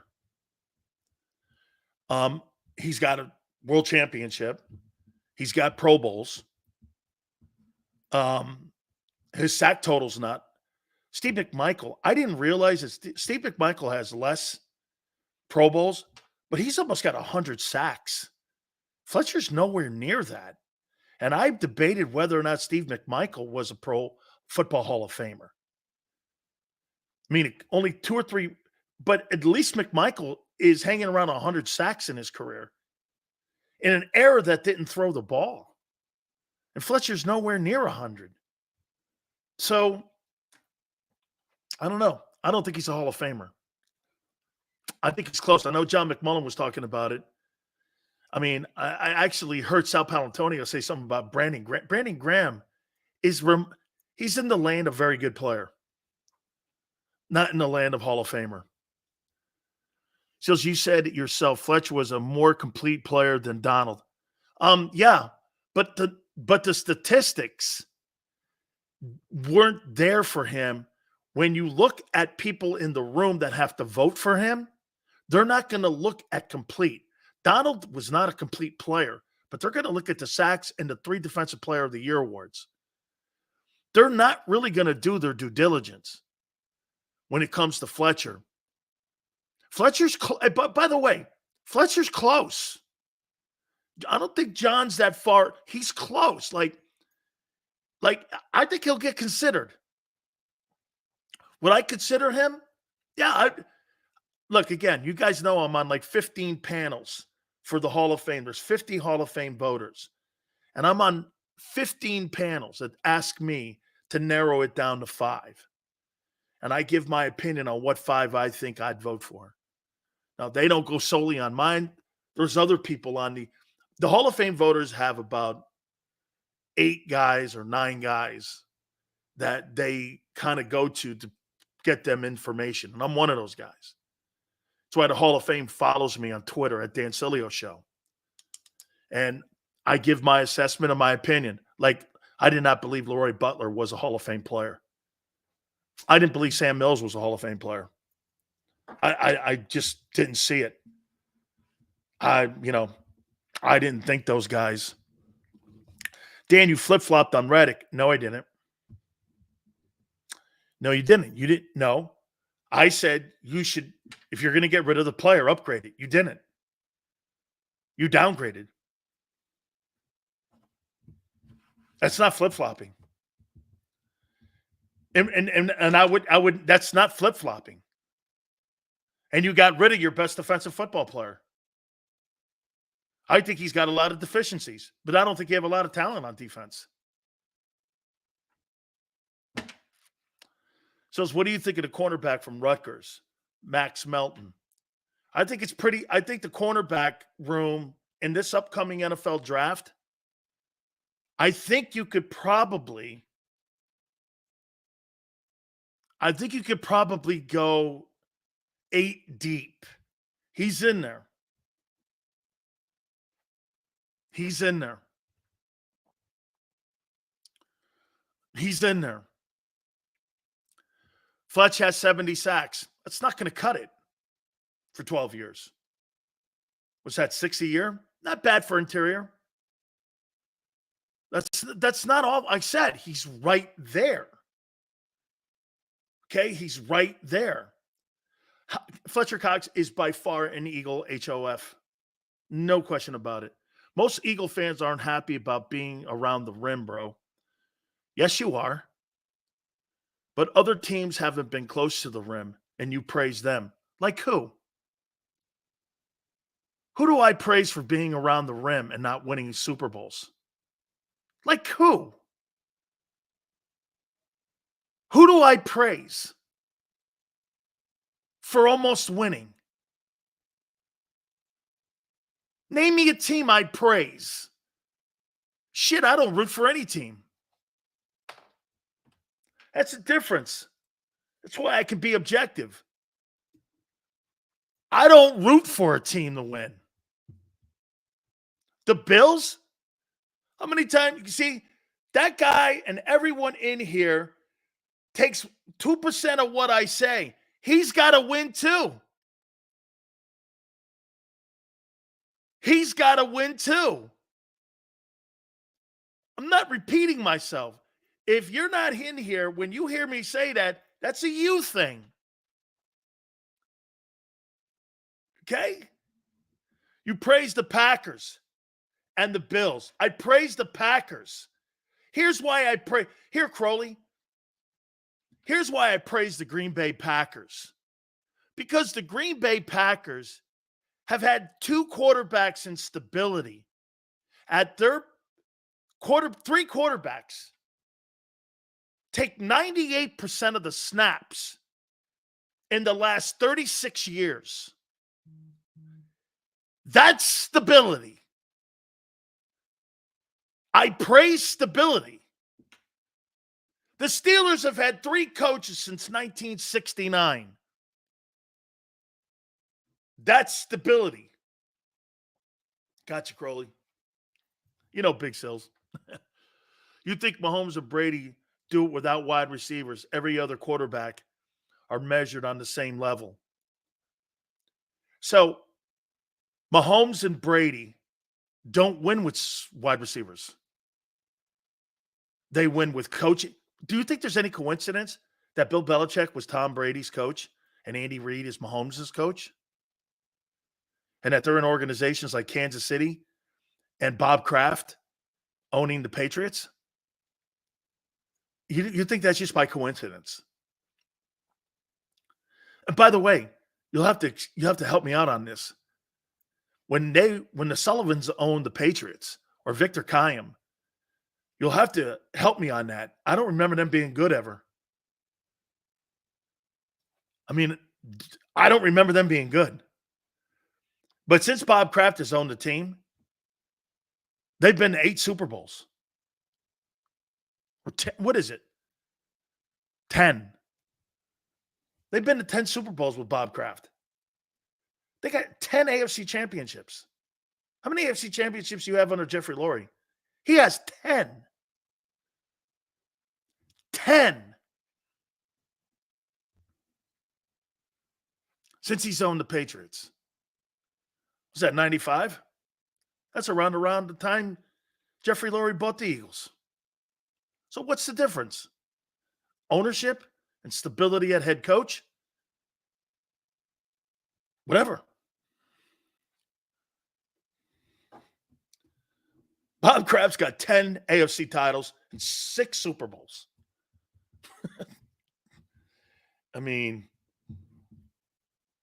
it's no comparison. 0. They win with good players. There's nobody exceptional in that Patriot dynasty on offense except the quarterback and the tight ends and the O-line. The rest of them have been management and having a balanced roster. I would never say that the New England Patriots had better talent than what the Eagles have had the last 2 years, like ever. Maybe the team that lost the Super Bowl to the Giants that was undefeated was a good football team. Oh, and they drafted a quarterback in the 6th round to make all that happen. It's no comparison to the whole freaking league. Really? Proper scouting, proper evaluation of players, having a balanced salary cap, building a defense, finding a guy in the 6th round. You think there's no comparison. That's called being a good organization, not a one that likes to be meddling like yours. That's why you don't win more. You can't compare Mahomes to any quarterback in the league. He's far above them. And that's why you have to spend all the money you can spend in the huddle to stay close to him. Because you're still miles away from them. Think about that. You think Kansas City Chiefs spend the money that you spend? Not even close. That's how far away you are from winning a Super Bowl. Even the 49ers, they're in that conversation. Glad to be a Chiefs fan. Love all the hate. And that football organization, I mean, the Kansas City Chiefs have been a gold standard in the National Football League since Lamar Hunt. They've always been good. But now they're cashing in because they found a guy from Texas Tech. And by the way, Andy Reid and Brett Veach didn't find him. Another guy found him. Another guy evaluated him. Other people wanted Deshaun Watson and somebody else to be drafted instead. Even Shannon Sharp said that Mahomes will never win.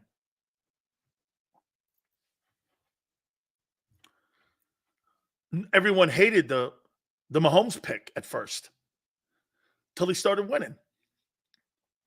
Evaluating, developing, coaching. All three things checked. Okay? All three things checked.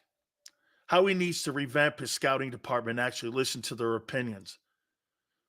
Tolo, it's opinions. It's who you're looking for. Like I said, I gave you a profile.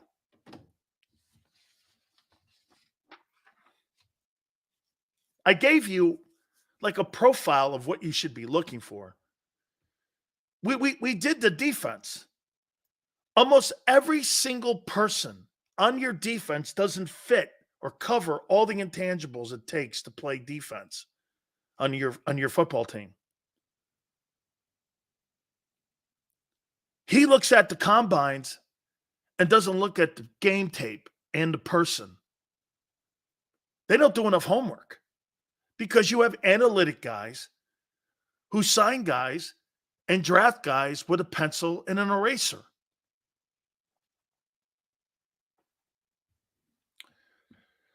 Teams are loaded this season. There will be a new championship team this year. Watch. You know, he kept saying that about the Patriots. And it never, you want to hear something incredible? How about this, Barb? How about this stat? Do you know that every year that Tom Brady was in New England, every other year he was in the Super Bowl? Let me say it again to you. He was there 19 years. And they went to 8 Super Bowls. Wait, he's 6-3, went to 9. Every other year, he went to a Super Bowl.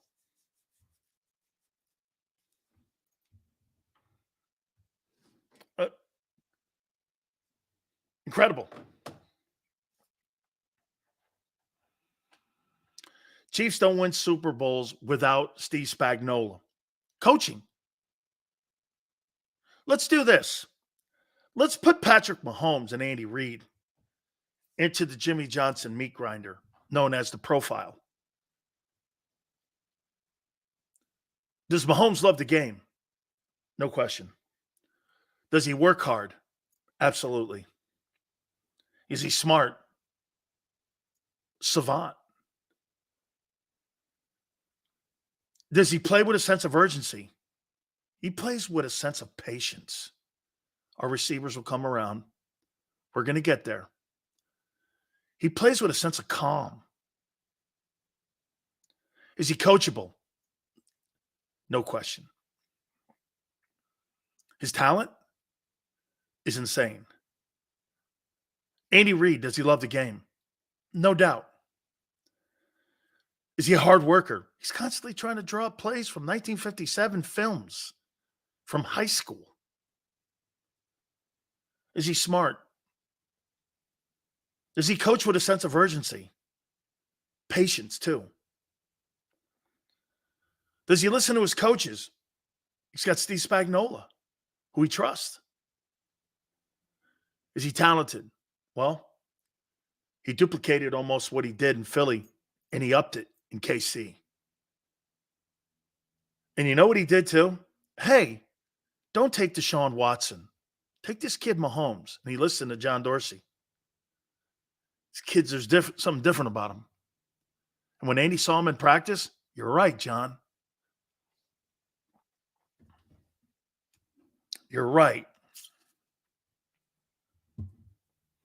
You're right. Like I said, we put Sirianni in this grinder. Does he love the game? I think he does. Does he work hard? No. Team doesn't work hard. What did Javon Hargrave say? It's a country club. Is he smart? No. Nobody lies the way a guy lies and is smart. And what he did last year as a coach, pulling the whole Desai and Patricia, it's not smart. Does he coach with a sense of urgency? No. Does he listen to his coaches? No. Is he talented? No.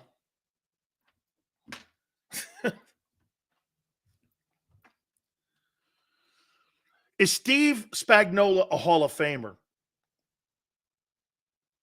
Probably with the, with that new category they have. 4 Super Bowl championships. And he beat Brady's undefeated team. Yeah. Yeah. Dick Track says the Chiefs are winning because of elite coaching and elite quarterback play. KC is on another level. Someone needs to knock them off. Every team is beneath them. Right. You have to overpay for your team. They don't. The only person they pay is the quarterback. You know Kelsey's the 5th highest paid tight end? Do you know that Dallas Goedert makes more? Dallas Goedert makes more than Travis Kelce. He makes more than Travis Kelce.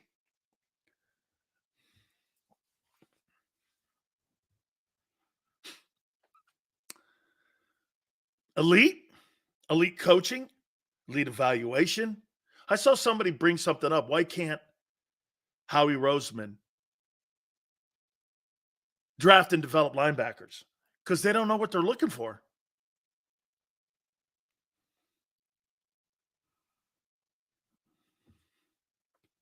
They don't know what they're looking for.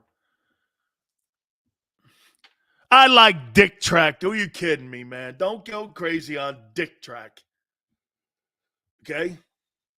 I like Dick Track. He's a good dude, man. It's important to have Dick Track in here, man. He's a big flag waving Eagle fan. It's okay, Dick Track. Very important you're in here. Wouldn't have it any other way. See, very important. Yeah, they need to change how they're looking at their defense. Okay, they do. The Cowboys, the problem that they have is that their profile. That's why they brought Jimmy back. Vic, specifically as LBs, do you think they will get better? They haven't. They've gotten worse. And you fired Reddick. And they fired Reddick. Standards are low if your goal is to just beat us. I'm so sick of hearing about Jimmy Johnson and the Cowboys. Hey, Debbie, you should be sick and tired of hearing that Nick Sirianni is your head fucking football coach. At least I'm talking about a winner. You should learn from winners. And not sit around there and make excuses for losers. I bring up winners, not losers. I'm so sick and tired of hearing excuses and lies from your head coach. Aren't you?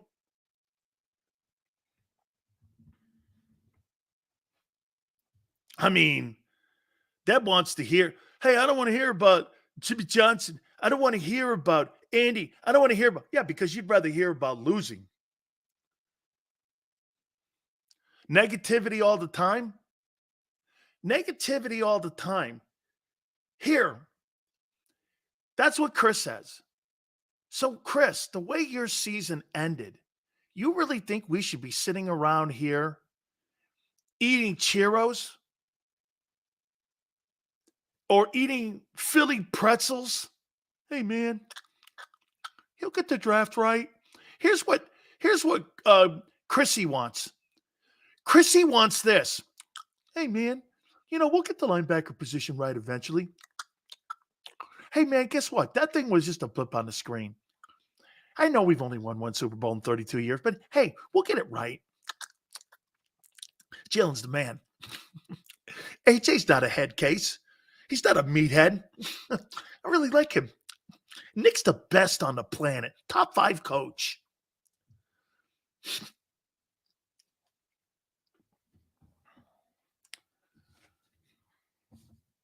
You should get killed for that disgusting finish. Come on, Chrissy.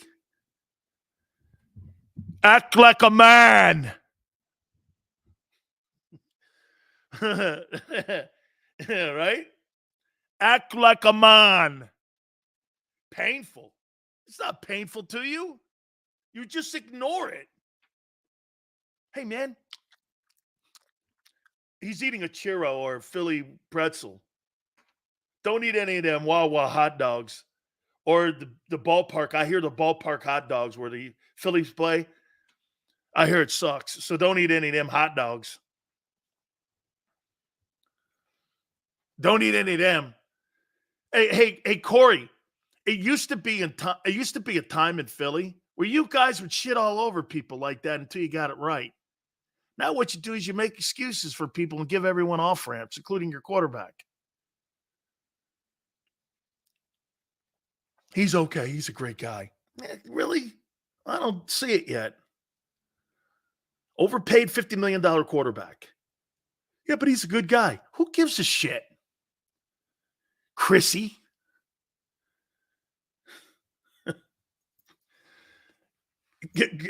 Chrissy and Dick Train. These guys should sit in a room there and make pom-poms for Bill. And send your video in to be the ultimate Eagle cheerleader.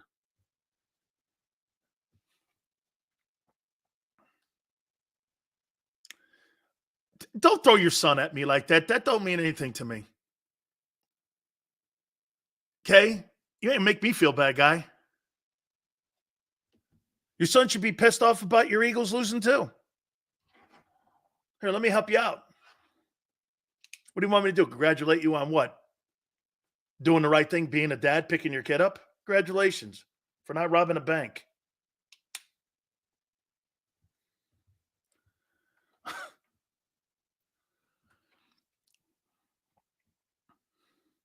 Jalen has never had stability at coordinator for more than 2 seasons. Well, Forrest, this is what I'm talking about. This is what I'm talking about. Okay? Why is that? Imagine bragging about your dad who left the family and knew you were mistake of all mistakes. Toya Sills, no prisoners, Sills. None. No prisoners. This is the shit I'm talking about when the kind of mentality that you're looking for that play defense. And to draft people. Draft wussies. Or wussies mentality. You draft ballers. And people who want to rip your heart out. Draft people who say shit like this. I played good. They suck. I don't want to hear that. Dude, we suck.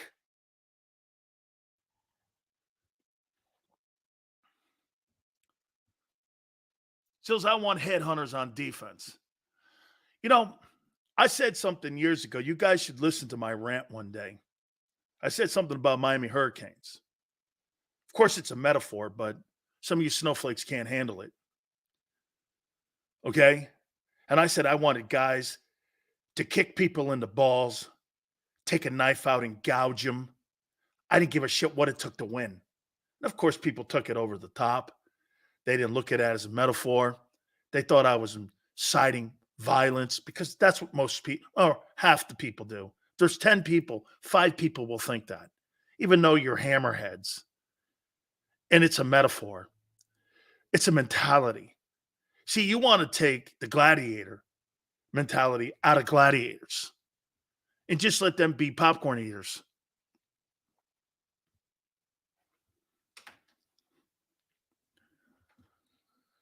Hurricanes are irrelevant in 2024. That mentality will never be irrelevant.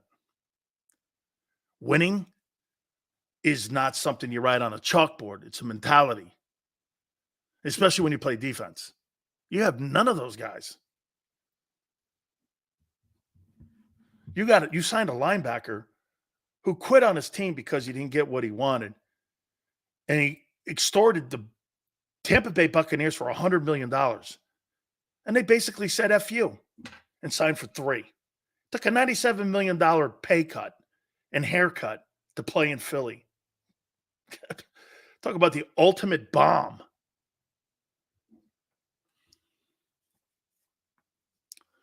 Remember, listen to what. Hey, Xander, this is the best one here. Look at Dick Train here. Remember, every team sucks except Kansas City, according to Sills. Yeah. Yeah. Yeah. You should think that too. Yeah, thank you, Dick Train. Yeah. Jeez. This guy doesn't even know when he's talking about something that he tells you he doesn't believe in that. Sills thinks every team sucks but Kansas City. Yeah. And if you asked 31 other NFL head coaches, they would say the same thing, Dick Train. Except you. What do you root for? I mean, 500? What a goofball. I mean,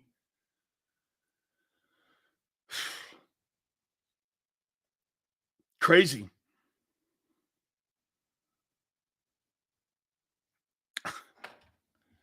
I mean, hey, I don't think you know what winning is and the sacrifice it takes to win. I really don't think you get it. But then again, that's why there's more people in the stands than in the field or on the court or on the ice or on the diamond. I don't think you get it. Hey, Dirty D says, I hate the bend but don't break defense. Dirty D, I hate the bend but don't break mentality. And I think that's what you're talking about too. Chris goes, seriously, Sills, what do you root for? Just a little positivity. Okay, what do I root for? I root for people. Here, I root for people that love the game, that work their ass off, that are football smart, that play with a sense of urgency where nothing else matters in their life, that are coachable, and that are talented humans. If you get people like that, I'll win. You notice I didn't mention winning in any of those intangibles. Because I feel if you have all those intangibles on a defensive player, winning will be a precursor to all that. You think if you love the game, he's going to win? You think if he works his ass off and he loves the game, he's going to win? You think if he's smart, works hard, and loves the game, he's going to win? You think if he plays with a sense of urgency and like his hair's on fire, he's going to win? You think if he's coachable, he's going to win? Play with a sense of urgency, smart, hardworking, loves the game, and he's talented. That's what I root for. See, I'll tell you, Chris, my aunt hates when I talk and say this part of it. I let myself down. Okay? Let me put my career in the meat grinder. And I'll be fair with you. Okay, Chris? I'll be fair. Not my college career. Because watch this. Did I love the game? Here's my college. Did I love the game? Nothing else mattered. Did I work hard? I must have slept 4 hours a day. Was I smart? I studied my ass off with game film. All of that.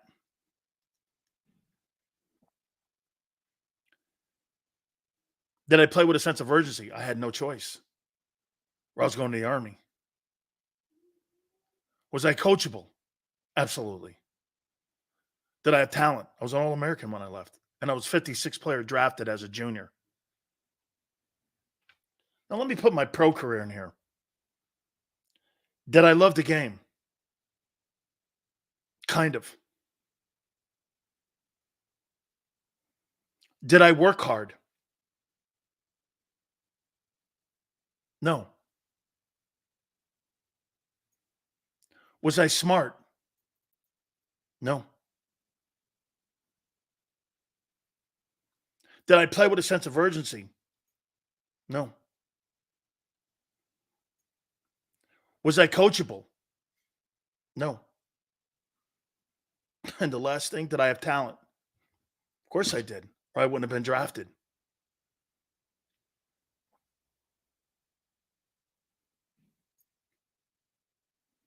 I failed. Chris, that's kind of you. But I needed, hey, Chris, I don't talk to you from a place of success. Barb asked a great question. Danny, what changed in the pros that changed you? This is what happens to people like Jordan Davis. Mr. International, it's true. Rich McKay is hey, Barb, remember when Rich McKay, they played me wrong? But here, personally, me, I got $350,000 put in my pocket. Not counting my salary. Back then in 87, that was a lot of money in the league. I got paid as much as Jerome. Think about that. I got the ninth player taken in the draft. They paid me the same as the ninth player in the draft. When I went that summer, instead of going in the 87 draft, remember something, Reggie White is a supplemental guy too. I got to the NFL. You know what I said? I grabbed this helmet sitting in my locker. You know what I said? What do I do next?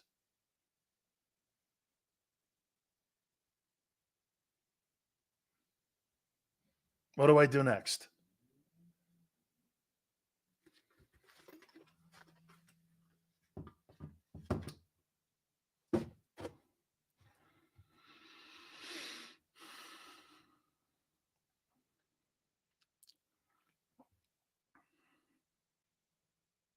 So, Corey, thank you. It's taken me a long time to. If you went to the Eagles, you would have been. Hey, Mr. International, I believe it's where you're drafted to. There's a lot to be said. I should have went to Pittsburgh or Green Bay. Those were the teams that also wanted me. I would have been with Dick Mogilewski, who coached or who played next to Andy, my uncle. Or I would have went to Pittsburgh, who they never fire players. They develop them. Instead, I went to the Bucks. And it was the biggest mistake of my life. I had no choice, though, because I was drafted there. I think Jalen was the what? What was Jalen's draft pick? What was Jalen's draft pick? 54? 51? I was 56. So I was drafted right around Jalen's draft pick. I hear you, Kyle. Jalen was 53. I was 56. Okay, so, and I was a junior. I came out a year early.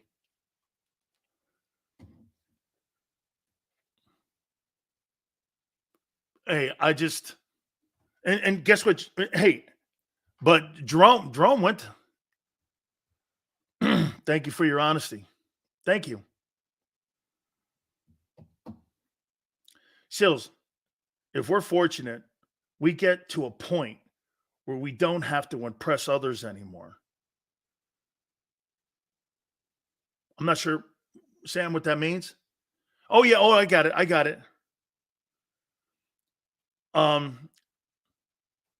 DMAC. Hurts better than you, Sills. Congratulations. Glad for him.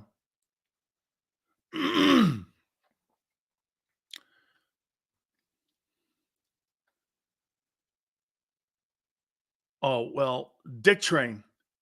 I'm glad you got Jerome Brown and not me. I'm glad you did. Jerome's one of my best friends. Did you let off the gas once you made the league? Yes. What changed? Wayne. Entitlement.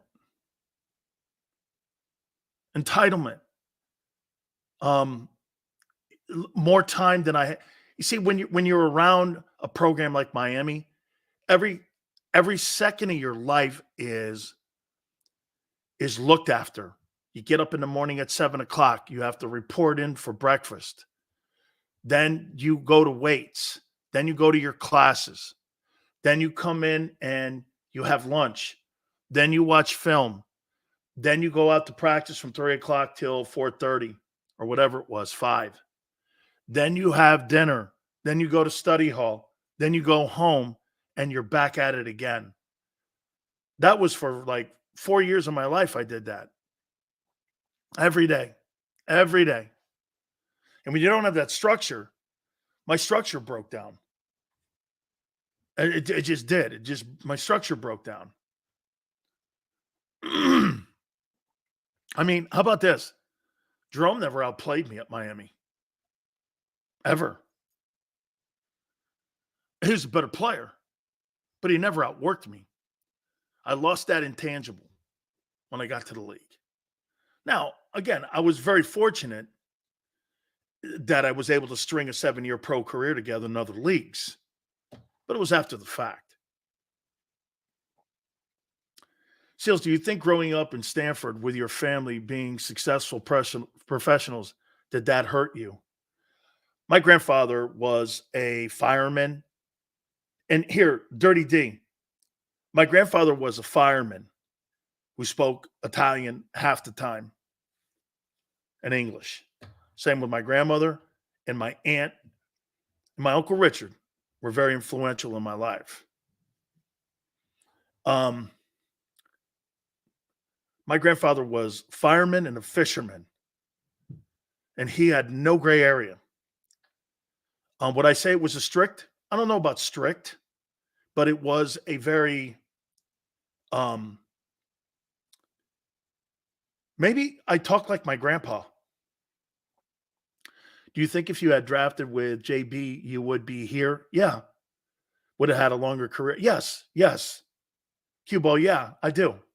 I think being around guys like Jimmy got the best out of me because he knew how to coach me. Yeah. But to your point, when I Barb, those 30 for 30s, my daughter always gets a chuckle out of them because she sees her dad in them. Damn, there you are, Dad. I think there's 3 of them. I'm in those 30 for 30s. Yeah. And no, man, it wasn't like that. We got up in the morning at 4:30. My aunt can attest to this. I used to get up at 4:30 in the morning, and my grandfather had 265 pots, lobster pots, and he was a fireman. And we would go lift those lobster pots every other day. And we'd be out there for 7 hours lifting lobster pots with no machine, just by hand. And if the pots got caught on the rocks, I had to dive over and get the pots out of the rocks 20 feet down. I was always in shape.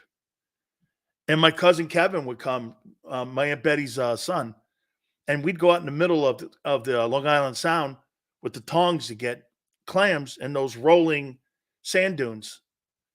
I spent all my time in my life at a firehouse and on a boat with my grandpa, like old man in his sea. Okay? You are a big man to be able to not just understand your shortcomings, but to be able to discuss with others. Takes balls. Congrats. It's taken me a long time to get there, though, dude. It's taken me a long time because most of the time I was angry about it. Okay?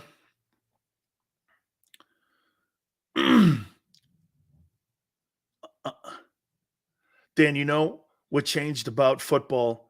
The 3-a-day practices that always weeded out the players who didn't want to be there. Dude, those 3-a-days, man. I mean, look, I'm so fat now and out of shape. Guys, I can't tell you. I don't know how I got through those things. Those things were stupid, man. Oh, I know, but I could take it as good as okay. That's an education a book can't provide. Thanks, Chuck. My grandpa was the greatest man on the planet. I miss him to this day.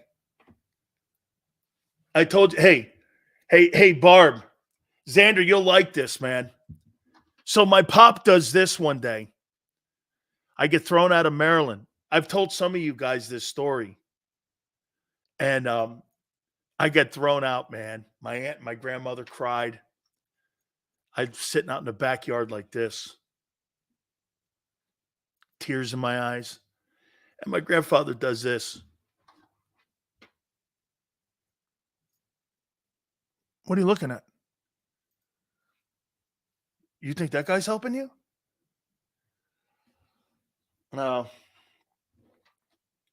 That guy ain't going to help you. He's not going to help you. I thought I was going to get some love, pats on the neck. My pop did this. So you wonder why I talk the way I do. Hey, my grandpa was like, he ain't helping you. You don't get picked up by anybody. You're either going to work with me or you're going to the army. Pick one. I was like, thank God LSU and OU called, man. Hey, I was already signed up to go to Coronado and try to attempt to become a SEAL. I was all signed up, man. And finally, I got a call from LSU. LSU invited me down, so I visited. I think I went to Minnesota, too.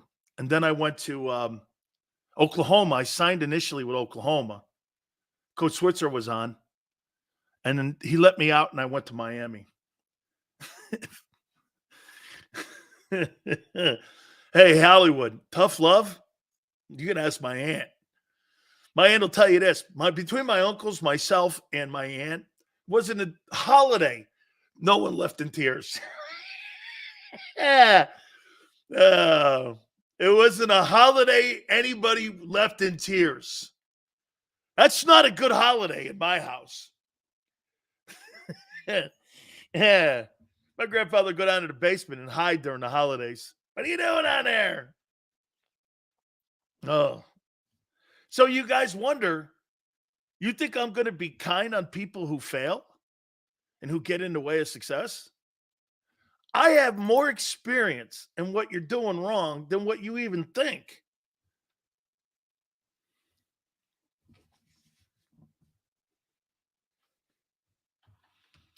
My dad and uncles were battle tested in war.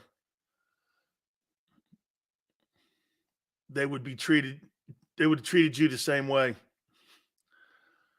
At least you had a functional high school football program. Whew, did I ever? I went to the greatest high school football program, one of them in Connecticut. Absolutely. I played against Steve Young in high school. Won a ton of games. Very, very happy I went to Stanford Catholic. I don't know if the nuns loved me, but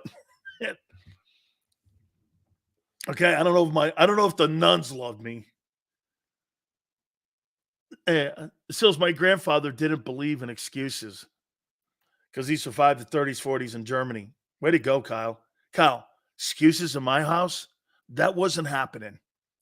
There's black and white, no gray area. Nothing like that. My grandfather couldn't stand bullshit artists. Hey, I come back from the national championship game. There's a picture of me on the New York Daily News and on Newsday. There's a picture of me. I've got my picture all over the place. You can Google it. Okay. Where the hell did you and Cataldi get 6 games? Look at your defense. It sucks. And look at your coach. Criticism of others failing more pointed to help. Correct.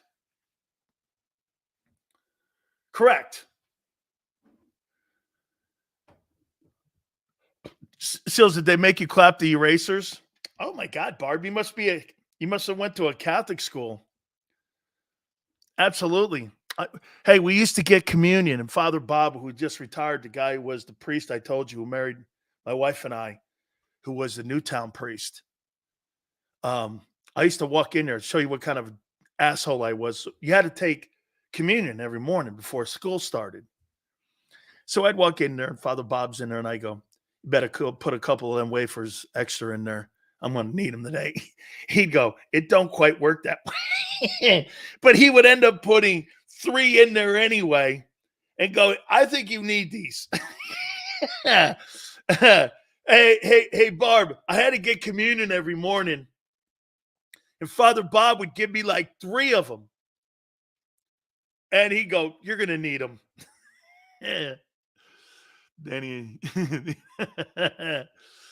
Danny wore the jumpers. No jumpers. I couldn't wear jeans or sneakers, and I had to wear a tie every day. And a button-down shirt, or you could wear a sweater. And at times we had to wear a jacket. Yeah, me and all dressed up in a tie. Vic Fangio's a good DC. Vic Fangio's never won dick in 25 years. Facts, Dick Train. How could you be in the NFL for 25 years and never get to a Super Bowl? Does it cross your mind? I also say the anthem, but these effing snowflakes killed it for our younger generation. That's right. I forgot we used to play the national anthem before we started school. Yeah, no, I forgot that. We did. So did they hit you with a ruler? No, a paddle. No, a paddle. I told you, Sister Marjorie Fish with biceps bigger than mine. Here, you see these biceps? Okay? See the biceps here? Okay? This nun had bigger guns than me. And she used to have a paddle with holes in it. And that thing would come whistling like it was a hummingbird. Wham!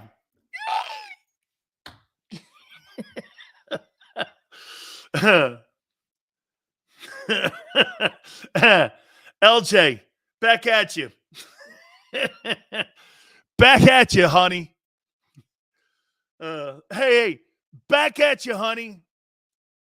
Sills, Dan, did you see The Rock call all the Philly fans the largest gathering trailer park trash at Raw last night? Where do you think hey, wait a minute here. Hollywood.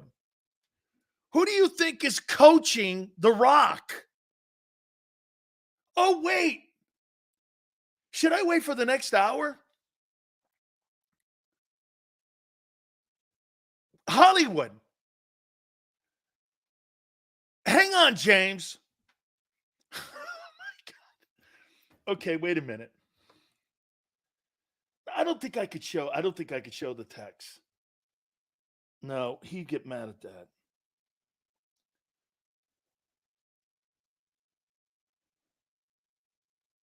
He'd get mad at that. Hold on.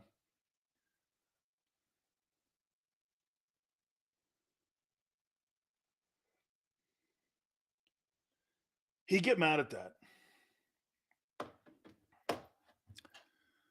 He'd get mad at that. But get this. So Rock goes, Sills, be in Philly here for about 5 days. What should I do? I said, you want to get under their skin? Let me tell you something. Just call Hurts a loser. And go after the fan base. It's easy. He's like, what do you mean go after the fan base? You're creative. You'll come up with it. They're very passionate. He's not calling you trailer park people. He's having fun with your passion. I told him that's what makes you great. Look at this guy. This guy Moore says he's lying. Rock's been on the show, kid.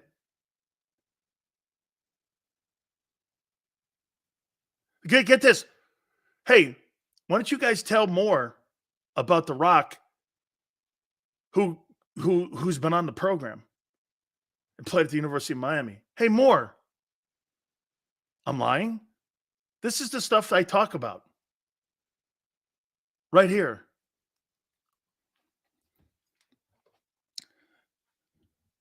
Hey, Moore. Rock's been on the show.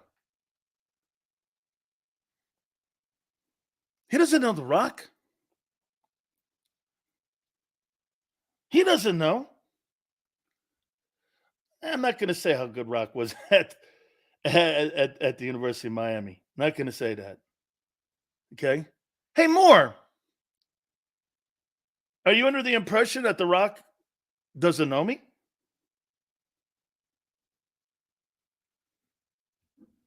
Hey, thank you, Andrew.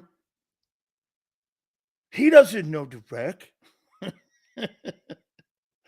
This is hey, I got one of my favorite though. Hey, one of my absolute favorite. Hey, Moore. I know I've seen it. Follow you on Twitter. I know he knows you. Knows me? Wait a minute. Knows me? Here's one that's even better. This one's even better here. I love this one. This is one of my favorites here. And just say, number one, congratulations to you. I'm so happy. I'm so proud. But I had to take a moment just to let you know how influential you've actually been in my life. When I was getting in trouble at 15 years old, getting arrested, my football coach said, you come play football. I committed to the game of football.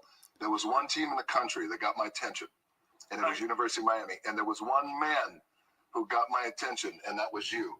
And you took Miami to new heights of greatness. You had some of the best defensive linemen at that time, right? Bill Hawkins, Jerome Brown, Cortez Kennedy, Dan Sileo, Russell Maryland. Who? He was my guy. And I Who did he say? Who did he say? That's not him talking to you. No, he's talking about me. More. No. Talking about me. Talking about me. I was just sitting in my underwear at home in my basement like John Holmes. That's all I was doing. Actually, Xander photoshopped the video. Actually, it's Fox Sports' video. NFL on Fox Sunday. He did that on. Bragging? Absolutely. Wouldn't you?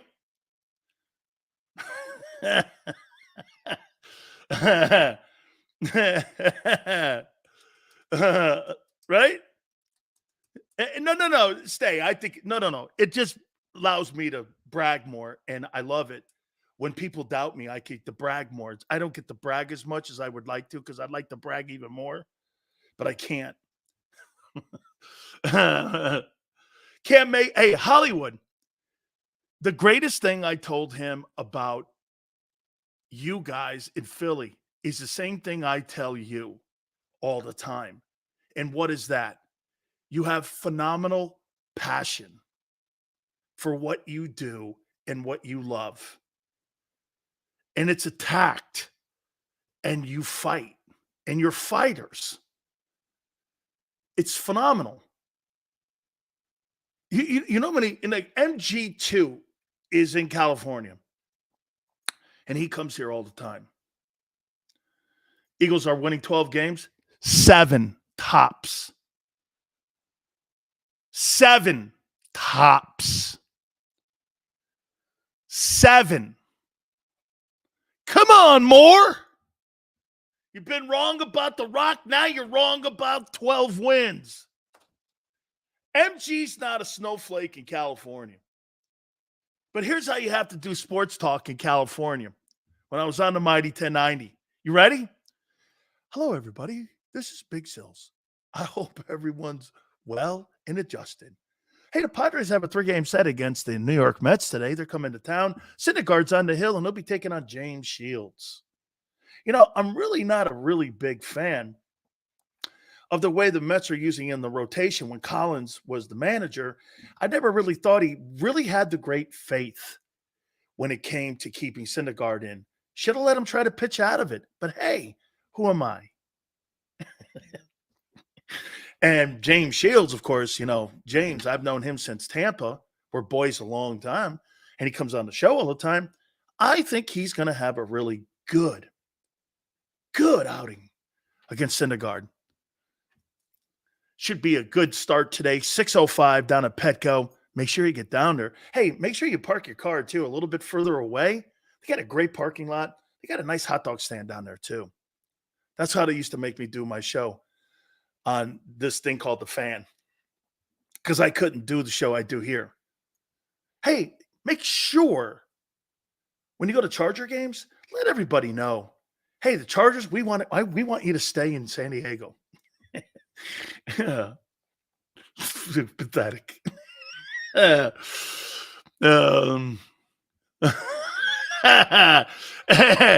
wait, Barb, they were going to throw me to Boston. I started doing Boston radio. They put me in a place where at least they put me in Boston. I told you before that WIP was going to hire me. Andy Bloom was the GM of the place. Okay, he was a GM, and I think he got fired. But they were going to put me mid-mornings after Angelo. I'd have followed Angelo. Says, I like the show more when it's just you. It's nice you have all these guests you do on. You know, that's what Xander says. Do a few hours. It's magic. Hey, Dirty D. Xander says the same thing. He says the less guests you have, you know, you're free balling and, you know, you have Dick Train to kind of keep you, you know, in line here a little bit. Sills, I'm only joking about more. Hey, more. One thing you have to understand, okay? Big Sills is a little sensitive. I'm only joking about you knowing The Rock. I'm a big fan. Thank you so much. I respect your take on the Eagles. Hey, we're not winning 7 games, though. Kiss my ass.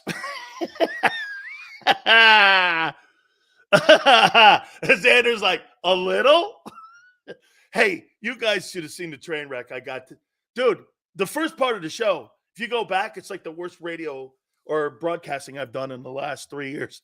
I screwed the whole thing up. It looks the same, but for me, I'm everywhere. I don't know.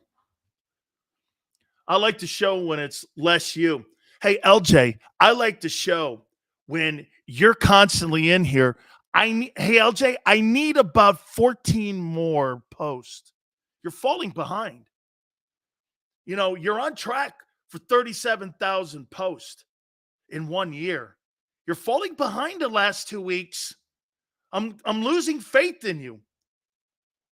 Come on, LJ. I'm losing faith. Oh, you were busy today. You were too busy for Sills. What is wrong with you? You mean you have a life? Get out of here. You found the right audience. It's us. Yeah. Hey, Barb, my wife's home. So you know what? She hears me talking to you guys. She goes like this, man, you fit right in. I go, what do you mean I fit in? She goes, well, you found a land of assholes.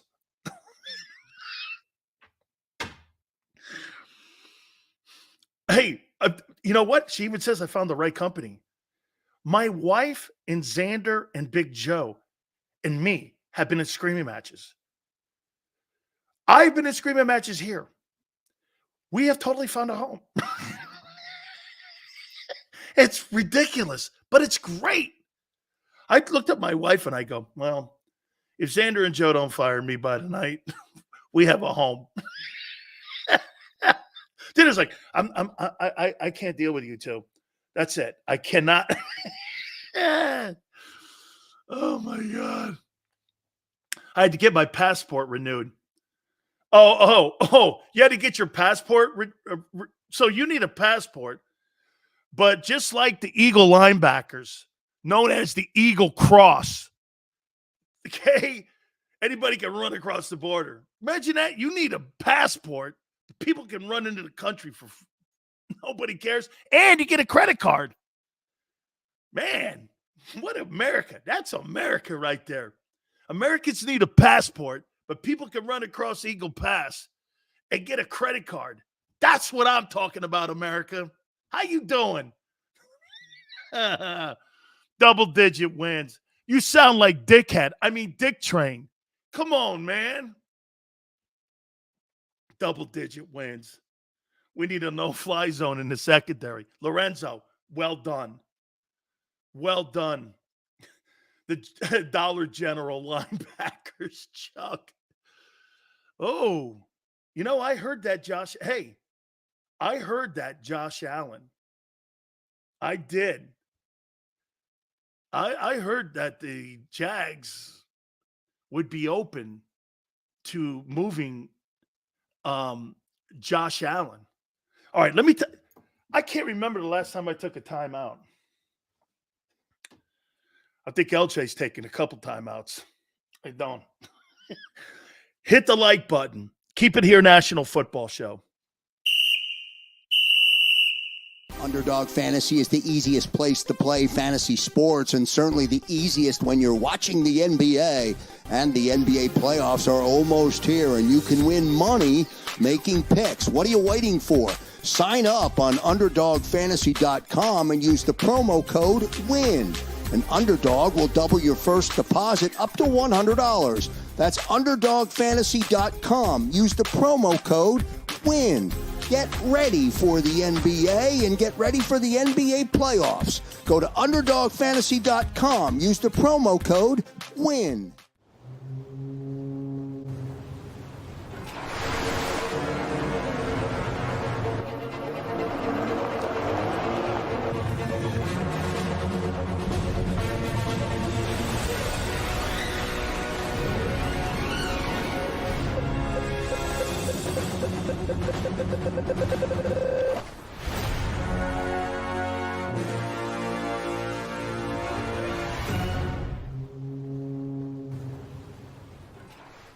Philadelphia fans, were cut from a different cloth.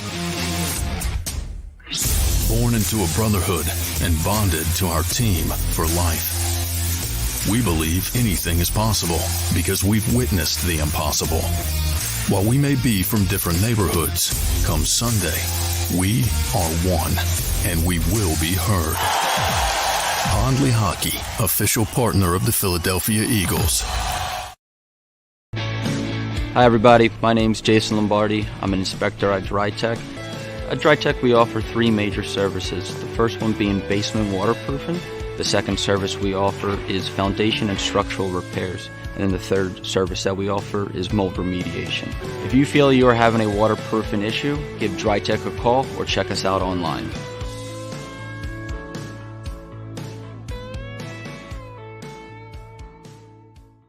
Mike Little was a union construction worker who was badly injured when he suffered a horrific fall because of someone's negligence. His life would change forever. It was just a real downward spiral with everything you do, and you're sitting home by yourself all day. You can't go out because you can't drive, you can't walk well. It was just a horrible situation.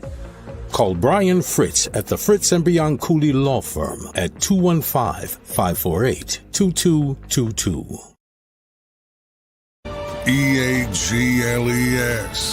Eagles.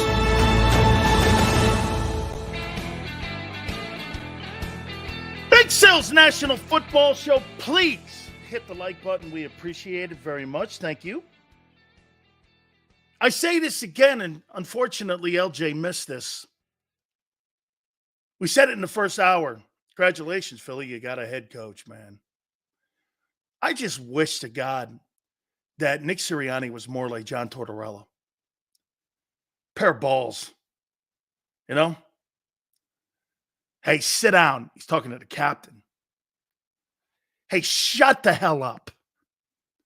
Hey, you suck tonight. Hey, that was my fault. Hey, this guy's good. And you want to know something? I think he's going to win the Jack Adams Award. You know what that is? That embodies the NHL Coach of the Year.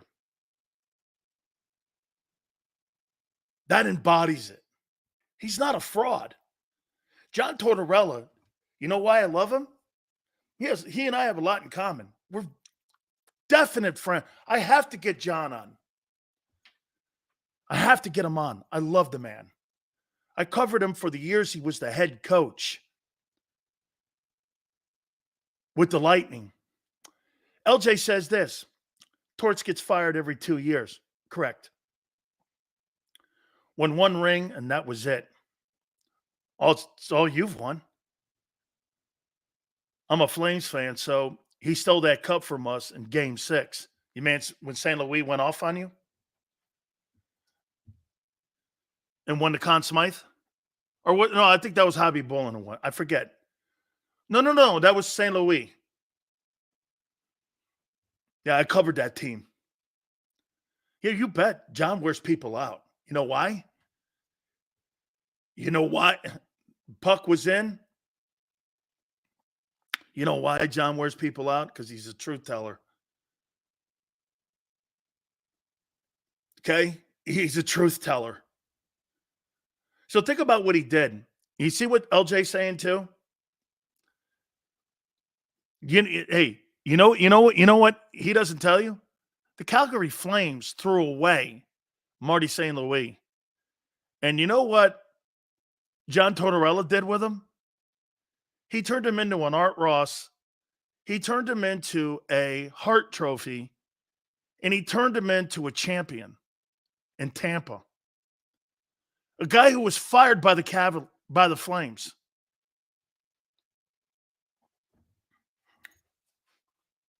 I may have something here for you. Hey,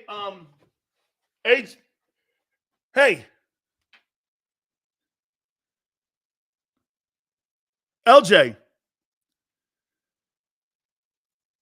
You know who that is, LJ? Who signed that for Big Sills? From the champion who beat your Calgary Flames. Who signed that? Who signed this puck, this championship puck? All right? Another reason for me to hate you. Who signed that? Come on there, LJ. Come on, BJ. Dave Vanderchuk. Dave Vanderchuk's the captain of the Tampa Bay Lightning that year on that team. Very close. One of my boys. Dave Vanderchuk gave me that puck. He goes, here, Sills. Captain of the team. Yeah. Yeah. He was great in Buffalo. He was more. I'm going to get to NFC East, and I'm going to get to draft needs here in a second. But hey, LJ, he got into, yes, he's in the Hall of Fame. He's in the Hall of Fame. I got to do this one here for you. One last one here. I don't like to really do too much hockey, but let's see here.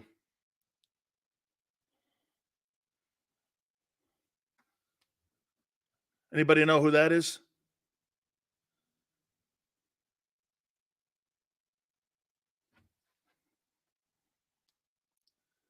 Does anybody know who that guy is?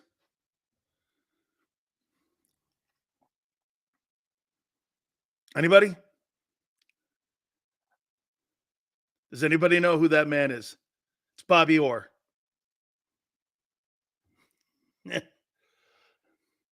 That's Bobby Orr. No, it's Bobby Orr. I got another one for you.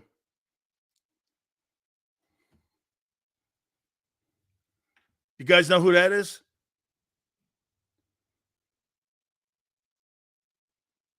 You have an idea who that is? That's Steve Yzerman, captain of the Detroit Red Wings, owner of 4 Stanley Cups, and was general manager of the Tampa Bay Lightning. That's Steve Yzerman, another dear friend of mine. So when you talk hockey, there's not very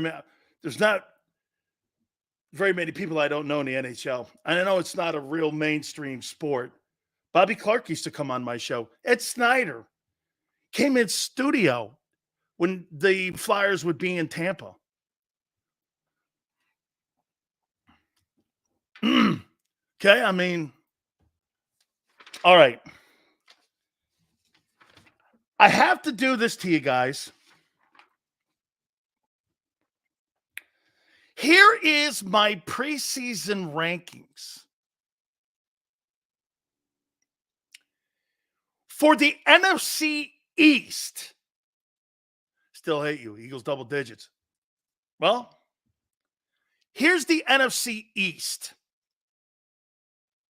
Number 4, the New York Football Gigantes. Number 4. Stevie Y broke my heart. And Fedorov were monsters on the ice. Sergei Fedorov, man. Freaking tremendous. Nicholas Lindstrom, that whole team.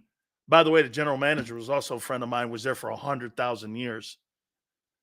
Ken Holland. Loved that Detroit Red Wings organization. Yeah. All them guys. Sills, little that name dropping. I could continue if you'd like. Number 3, the Dallas Cowboys will finish 3rd in the NFC East. Number 2, the Philadelphia Eagles will finish 2nd in the NFC East. And the team that will surprise and win the NFC East, the Washington Commanders. Commanders 1, Philly 2, Cowboys 3, Giants 4. Woo! Philly makes a run at the, and by the way, I think the Commanders are 9-8. I think the Eagles are 7-10. I think the Cowboys are 6-11.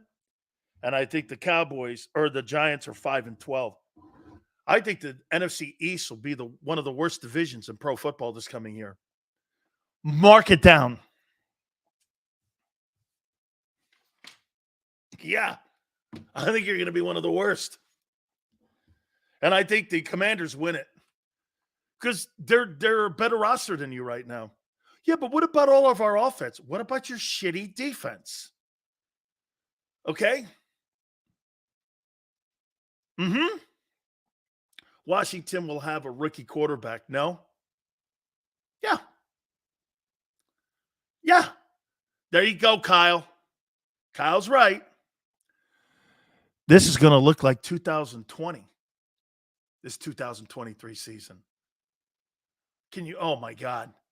You've had, dude, it's April. Once again, Tapewaite doesn't know what the hell he's talking about. Hey, Tapeworm, you don't know what you're talking about because you build championship teams today, Tapeworm, and you validate them in September. You see, Tapeworm, you really don't know what you're talking about. Come on, Tapeworm. You sound like Dick Train.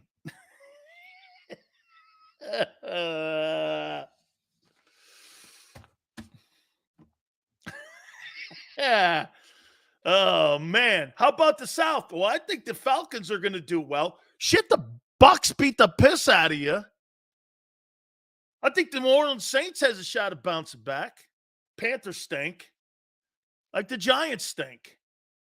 Come on, Tapeworm. Have me on the show. By the way, I see who had his panties in a bind earlier. Gave me $20 and left. What do you think? I'm like a stripper? Guy gave me $20 and left. I can't take it any longer anymore. You're not going to give me the proper lap dance, and I'm going to give you $20 and I'm leaving, dude. What'd you do that for, man? Guy gave me $20 like I was like a stripper. That's it. Xander took my wrench away, and that's it. Here's $20. My wrenches. I've been a supporter, and I'm out of here. I'm like, Jesus criminy. Because I didn't give you a proper lap dance? Come on, dog. All ones. Yeah, and he's the guy at the strip club that drinks water, and he doesn't buy drinks or tips. Yeah, here's a tip. Don't smoke in bed. He got mad because Xander took his wrench away. Oh, my God. 12-5. Congratulations to me. Shut up, Bruce. Don't be disgusting. Try to be somewhat decent.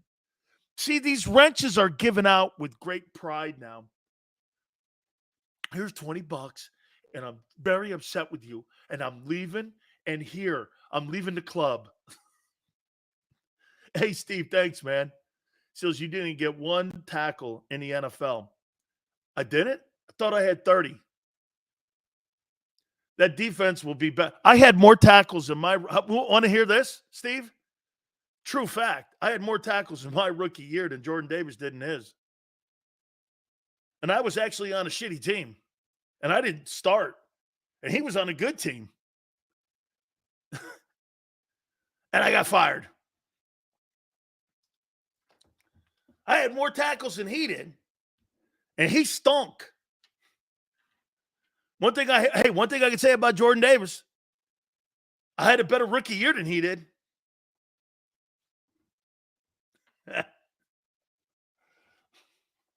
Come on now, Dick Worm. Oh, wait, Dick Train, Tapeworm. Still's had a better career than. Hey, man, stop going after my boy The Rock. Okay? BG had 15 tackles in 17 games last season. Dude, he's 36 years old. All right now. The Rock is dead to me. Oh, my God. Just like that fan in the stands, right? Hey, Nick, you're dead. You're finished, Nick. You're finished. I won a Devontae Smith jersey from JAKIB. Can I get a wrench? So if Carter and Davis take their game to the next level, will our defense be fine? It'll help your linebacker core, Chris. Hey, Chris, by the way, I think it's great you pick your kid up. Congratulations to you. Sometimes that's not as easy as people think it is. And sometimes doing the right thing and being a good dad. It's hard for others to be a good dad. Good for you, man. Okay? Not going soft on you here, but, Good for you, Chris. Picking your kid up. You tell your kid, thank you for watching. Okay? Did you get cut? Did you get cut in year 3 from the Bucks? Jalen, actually, I caught a disease called meningitis and meningococcal meningitis. Then I got signed by the Cowboys. And I was read my last rites. And I was out of the game for a little bit. So a lot of things went sideways with me, health-wise. It's crazy. It just wasn't meant to be. Sills, do the rankings change if the Eagles trade? Oh, absolutely. Absolutely. Yeah. No, hey, thank you very much, relative. 78% of the people that get meningococcal, they die. I was read my last rites. Priest came in, my girlfriend, now my wife, goes, what are you doing? Priest came in with a Bible. My aunt and my family were panicking. And I almost died. I was eating Taco Bell. I was like, what are you doing? I was so afraid. I saw the priest. I was like, what are you doing here? Someone getting married? No. Someone said you were deathly ill. I'm like, Kim looked at me. And I honest to God, I had Taco Bell in my hand. And I had a Coke. And she wasn't supposed to bring the food in, but I was under a bag. And the priest goes, well, I'm here to read your last rites. I'm like, what? The doctor came in and went, hang on. I was like, is this my last meal? Taco Bell? My last meal is in and he was a Florida State doctor too. My last meal was under a bag in a hospital, and it was Taco Bell and a root beer. Hey, Steve, not true. It also says I didn't play in the Bears game. But I did play in the Bears game. Hey, thank you, James. Hey, Steve, now you sound like somebody who was in here saying I didn't know The Rock. Don't tell me what the deal is. You want me to show you the Bears game? I played against Walter Payton. Did I show that picture? This thing's really cool. This was my first game as a professional. This was my first game as a pro, and I didn't start, obviously. This was really dope. So I think I took this picture. This was really crazy. I think I could find it here.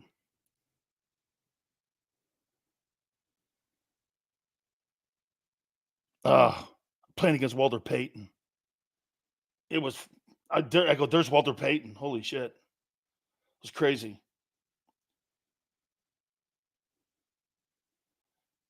Yeah. No, I can't find it. It's on my Facebook. Survivor of stage 3 colon cancer. Hey, congratulations to you. Let me do this as we get closer to the draft.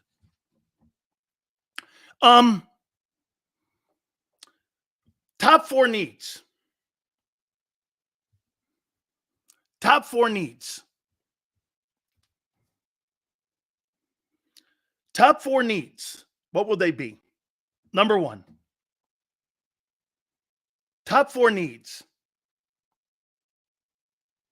on the team. What would be the number 1 need? I've got 4 of them.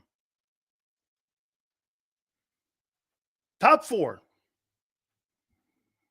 Oh, here it is. So there's Jim McMahon. There's Walter Payton. Right there. And I circled it. There's Big Sills, number 93. Right there in the corner. It was my first game. I was a Hurricane on Friday, and I was playing against Walter Payton and the Bears on Sunday. Crazy. It was pretty cool. Oh, and here's the official. What day was the game played? So everyone knows it wasn't preseason. It was played on October 25th, 1987. And there's Big Sills right there on the game day charts. Right there. He's down there at bottom with the Bucks. I had 3 tackles in a pressure in that game, I think. But according to that guy, I didn't have any tackles. NFL game day, but you're no tackles. I used to go to Taco Bell near me so much, my friends would roast me and go, "How's business?" I would reply, "It's great. Thanks for your money." Yeah. Sills, interior lineman, O-lineman, top 4 need. Number 2, a different D scheme. You're getting it. You're getting a 34. Chris asks a great question. Sills, what was your welcome moment to the league? Fair enough. Here, Chris. So I was playing for the Miami Hurricanes on Friday. The supplemental draft happened Friday night. Brian Bosworth went to Seattle. Chris Carter went to the Eagles. And I went to the Bucks. 3rd pick. They fly me up in a private jet on Saturday. Private jet on Saturday. And I get my helmet. I do all my press conference. That's the banner that was behind me when I signed. It's all over the front pages of the newspapers in Florida, all around the country, because it's a big deal. Because I was a preseason All-American. And they gave up a number 3 pick for me, 3rd round pick. Then it was a 3rd round. Today it'd be a 2nd round because it was 56. Today that's the 2nd round pick. Yeah, theoretically I was a 2nd round pick in today's NFL. And so I get dressed. They activate me. They activate me for the Bear game. Walter Payton, Jim McMahon, all these. I mean, I had a college helmet on Friday. Sunday, I was playing for the Bears. I think my aunt was there. And I get into the game. They run a wham play. Walter Payton hit me so hard, I vomited. Not kidding. Bam! Everyone in the huddle's laughing their ass off. Tom Thayer, who comes on the program, he was blocking me. He goes, "Don't get it on my shoes, kid." Kidding. It was just crazy. And and they did it again. Walter Payton had this high squeak. He'd go, "Hee, hee, hee, hee, hee." So my first induction in the NFL was Walter Payton hitting me on a wham play. Bam! Bam! Oh, yeah. That was my, by the way, today, the NFL, what do you have, 70 players make teams, counting the practice squad? I'd have played 14 years in today's NFL. Back then, you only had 47 guys making a team. There was no practice squad, and there was barely any IR. Okay? You're brutal towards Jalen. I think you would take him over the field outside of. Yes. Yes.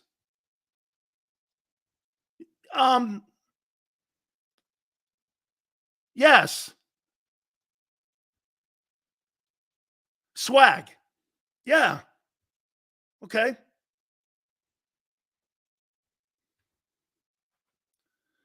Hey, Roland. Damn, the NFL was night and day different. Oh, back then, you only had 47 players on the roster. You didn't have 69, 70 players. Okay, you didn't have that. I'd have played 14 years. You could be on a practice squad. I was the last player cut twice on 2 teams. The last player. I would have played 14 years. Swag. Outside, you know what? And swag. If you asked me that question in 2022, I would have said Jalen Hurts would have been in the top 10. He'd have been in the top 10. Would you take Jordan Love over him? No.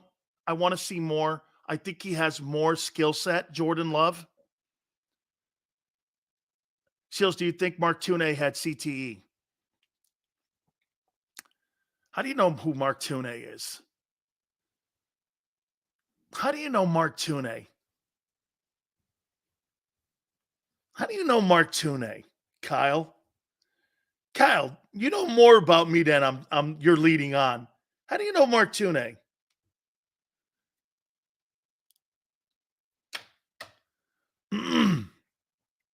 Kyle, his wife is really wonderful. Her name is Papaya. Okay? And me and Crawford Kerr show up at Valley Ranch one day. He's sitting in his car with his trailer and his boat behind him. It's 6:30 and we're going in to work out in the morning. He's sitting behind his driving wheel. We tap on the window. What are you doing? Papaya threw me out again. She hit me with a frying pan. For what? Came home too late. He started laughing. I'm like, all right. A big, really beautiful Simone, but man, hey, her name is Papaya. And I run into her. She lives in Oceanside. Wonderful lady, man. And Mark is a great guy. He knew Junior Seau very well. And CTE, probably. One of the truly great stories is that Everson Walls, me, Crawford Kerr, and I think Michael Irvin went out drinking. He got so hammered. Get this. So Everson Walls, Kyle. Hey, Kyle, he's wearing this like African like necklace, Everson Walls. It was really beautiful. We're sitting there and he's getting hammered. What's that thing mean? You think that means anything to a Samoan? We're sitting here drinking. And when he gets hammered, he's like an Indian. This guy, he's just drinking away. He's just drinking. That's not funny, Steve. Hey, he's just drinking. He's just drinking away. Hey, what's that thing, that African thing around your neck? We're all sitting there going, dude, and Everson's not doing shit. He's a really wonderful man. He stands up. He goes, you think that shit right there is going to make, I'll kick the shit. And you're like, okay. Oh, man, he was just a wonderful guy. It's too bad he OD'd. It really is. Funny guy. Loved him to death. Could he bounce back to gain more respect? I think if he learns how to read defenses, it would help him be a top 5 quarterback considering his legs and arms. Yeah, but Swaggy, this is what has to happen with Hurts. They have to let him use his legs and his arm for him to get back to being a top 10 quarterback and the top potentially 5 quarterback. You know, Dez the Hebrew. I'm starting to think that thing could be a reality. Okay? I'm starting to think that. Okay? Dez the Hebrew. I like it. Right? Look at Dez. Dude said Cowboys, Dallas owns the Eagles. That's not true. Says my uncle worked on the concussion movie. Oh, wow. I've had the doctor on my program, my radio show. What's his name? Bennett Omahu? Something like that? Amalu? I had him on. And he was talking about how Mike Webster, they did autopsies on his brain. Junior Seau. Jalen Hurts threw to his first read on just 61% of his passes in 23 and 24, which is 24th in the NFL. It's got to improve. Okay? On 6, well, then explain to me why his throw chart is so predictable. Twiz, he threw to the number and his quarterback rating was 8 in the middle. Okay? Seals, get used to seeing more in here. Thank you, brother. It's cool. My first time watching the whole show live. Hey, Moore, thank you. Means a lot, man, to all of us. Coaching, probably. The route concepts need to improve. His timing needs work. Yeah, get this. Now you're talking, Des. Des, now you're talking. They're rushing this process with limited coaching. Absolutely. They're rushing a process with limited coaches. Last year was a disaster in his development. It was a complete disaster. Bowers would be great on the Eagles, but Hurts doesn't spread the ball around. Well, I would design throws to him. You know why? Because the tight end position in the NFL, see, that's the thing. Okay, let's just say Jalen still, get this, guys. Patrick Mahomes, his first 2 years, said he was still learning how to read defenses. Tom Brady said all the way into his 18th year, he was still learning to read defenses. You think that excludes Jalen? It's not really a rip. How many defensive coordinators? I like Kareem Kitchens, Richard. How many defensive coordinators do you think change coverage schemes in the offseason so that they're not a predictable defense every year? So you think because you read the Ravens' defensive backfield in 2023 that that's going to be the same fundamental lineups and techniques that they use in 24? That's not how it works. That's not how it works. The Eagles as coaches didn't evolve in 23. Every year and Nick Sirianni should know that. Okay? Carlos, at work, everybody's bumping music. I got Dan Sileo blasting on a speaker. I brought from the house. That's awesome, Carlos. Thank you. Means a lot. I think Bowers could do jet sweeps in the league. I love the player. I really do. Here's where I'm going. Look, I think you need to replace the corners. I'd get a corner in there. Now, does that mean Surtain or the draft? They got a lot of money. I'll tell you this. I think something's brewing. I do. I think something's brewing. I think something's brewing. You have $40 million in cap space. Okay? Something's brewing. I think there could be a trade. My question, though, is why wouldn't you have traded Hassan Reddick and a number one pick or like a number one pick for Surtain to Denver? Why wouldn't you have done that? And you get nothing for Reddick in return this year. Okay? So I think that cornerback position has to be addressed for the future. Look, you're going to have to replace your corners before you're going to have to replace Lane. Chris says, yep, there has to be another move, especially when the Reddick deal, where the Reddick deal stands. I'm with you, Chris. I think there has to be. One more DT as well. Later rounds. I'll tell you what, I wouldn't mind using the 120th pick, the 4th round pick on a defensive tackle. I'd be good with that. Eagles only have 14. That's not what I'm hearing. I hear they have nearly 40 million. Josh Allen, the Jacksonville Jags are not going to give Josh Allen away for a 2 and a 5. Okay? Hey, Steve, you keep that up, that wrench may be gone.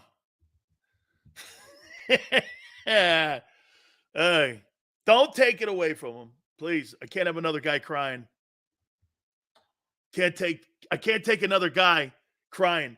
Hey, Swag, it's 40 million, right? It's not 13 million in cap. It's not. Give them the 22nd pick for Allen. I think you're going to have to go maybe that 4th round pick too. Okay?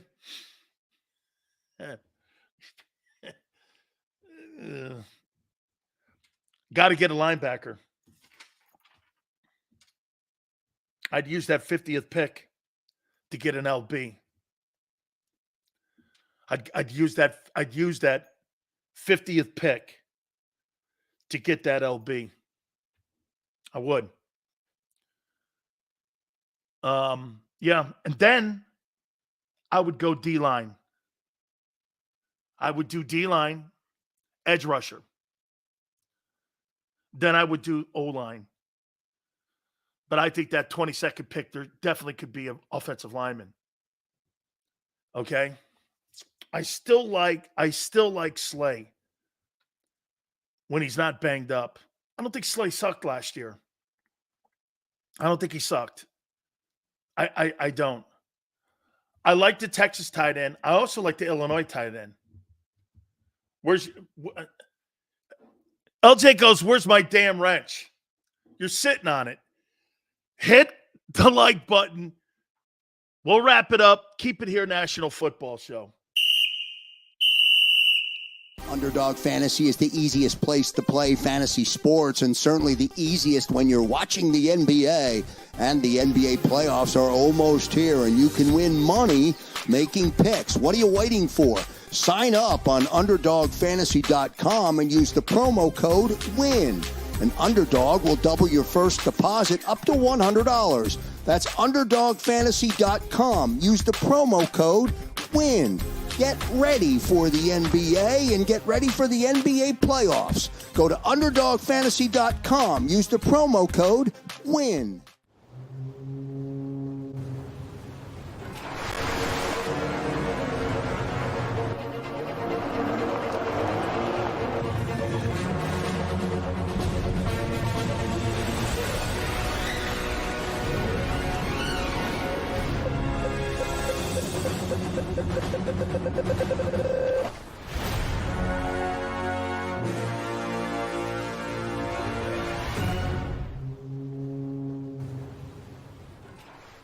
Philadelphia fans, were cut from a different cloth. Born into a brotherhood and bonded to our team for life. We believe anything is possible because we've witnessed the impossible. While we may be from different neighborhoods, come Sunday, we are one, and we will be heard. Pondley Hockey, official partner of the Philadelphia Eagles. Hi everybody, my name's Jason Lombardi. I'm an inspector at DryTech. At DryTech we offer 3 major services, the first one being basement waterproofing. The second service we offer is foundation and structural repairs. And then the third service that we offer is mold remediation. If you feel you are having a waterproofing issue, give DryTech a call or check us out online.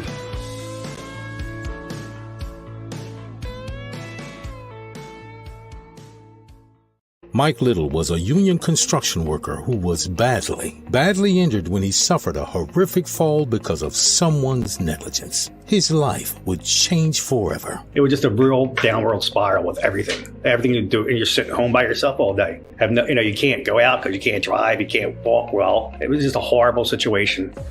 Call Brian Fritz at the Fritz & Beyond Cooley Law Firm at 215-548-2222. EAGLES, Eagles.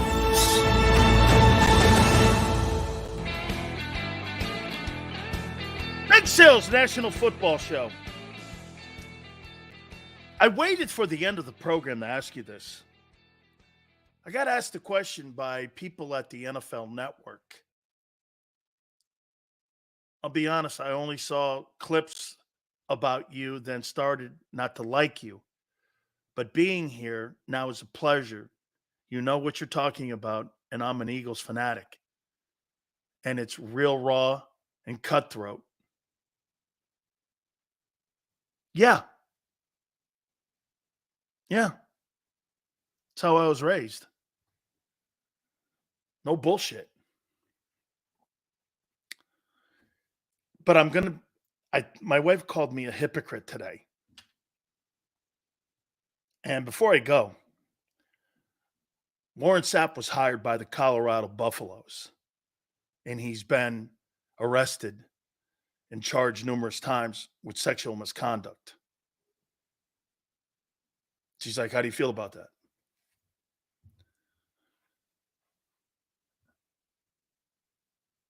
And personally, I don't really like talking about him.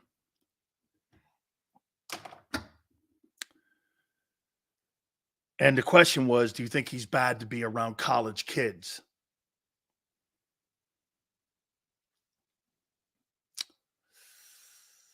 This is why I barely have any friends. I don't think Warren Sapp should be around college kids. How can you teach intangibles and honor and respect when you don't respect yourself?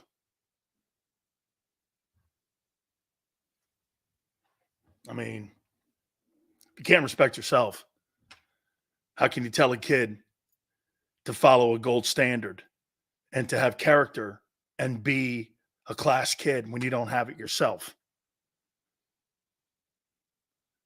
Should he be at Colorado coaching college football kids? I'd be okay with him in the NFL. Look at Eric Bieniemy's background. But to be a college kid and you could be around college players, what could he possibly teach about character? So I can't be a hypocrite. He and I really don't like each other, and I don't him. I respect his game. I love the fact he's a Miami Hurricane. I know my Canes people will give me shit for this, but I can't be a hypocrite. The guy should not be coaching at Colorado. Not when you've been arrested numerous times for sexual misconduct. Sorry, dude. That's how I feel. And he'll go on Twitter killing me, but I don't care. You can't be a despicable human being and teach college kids and tell them that just because you're a Hall of Fame defensive tackle. There's more to that. It's about character, honor, and respecting others, your teammates, your community you play in. I can't be a hypocrite. Big Joe, Xander, appreciate it. You guys have been awesome. Please hit the like button. 2 to 6 tomorrow, and we shall see you on the flip side.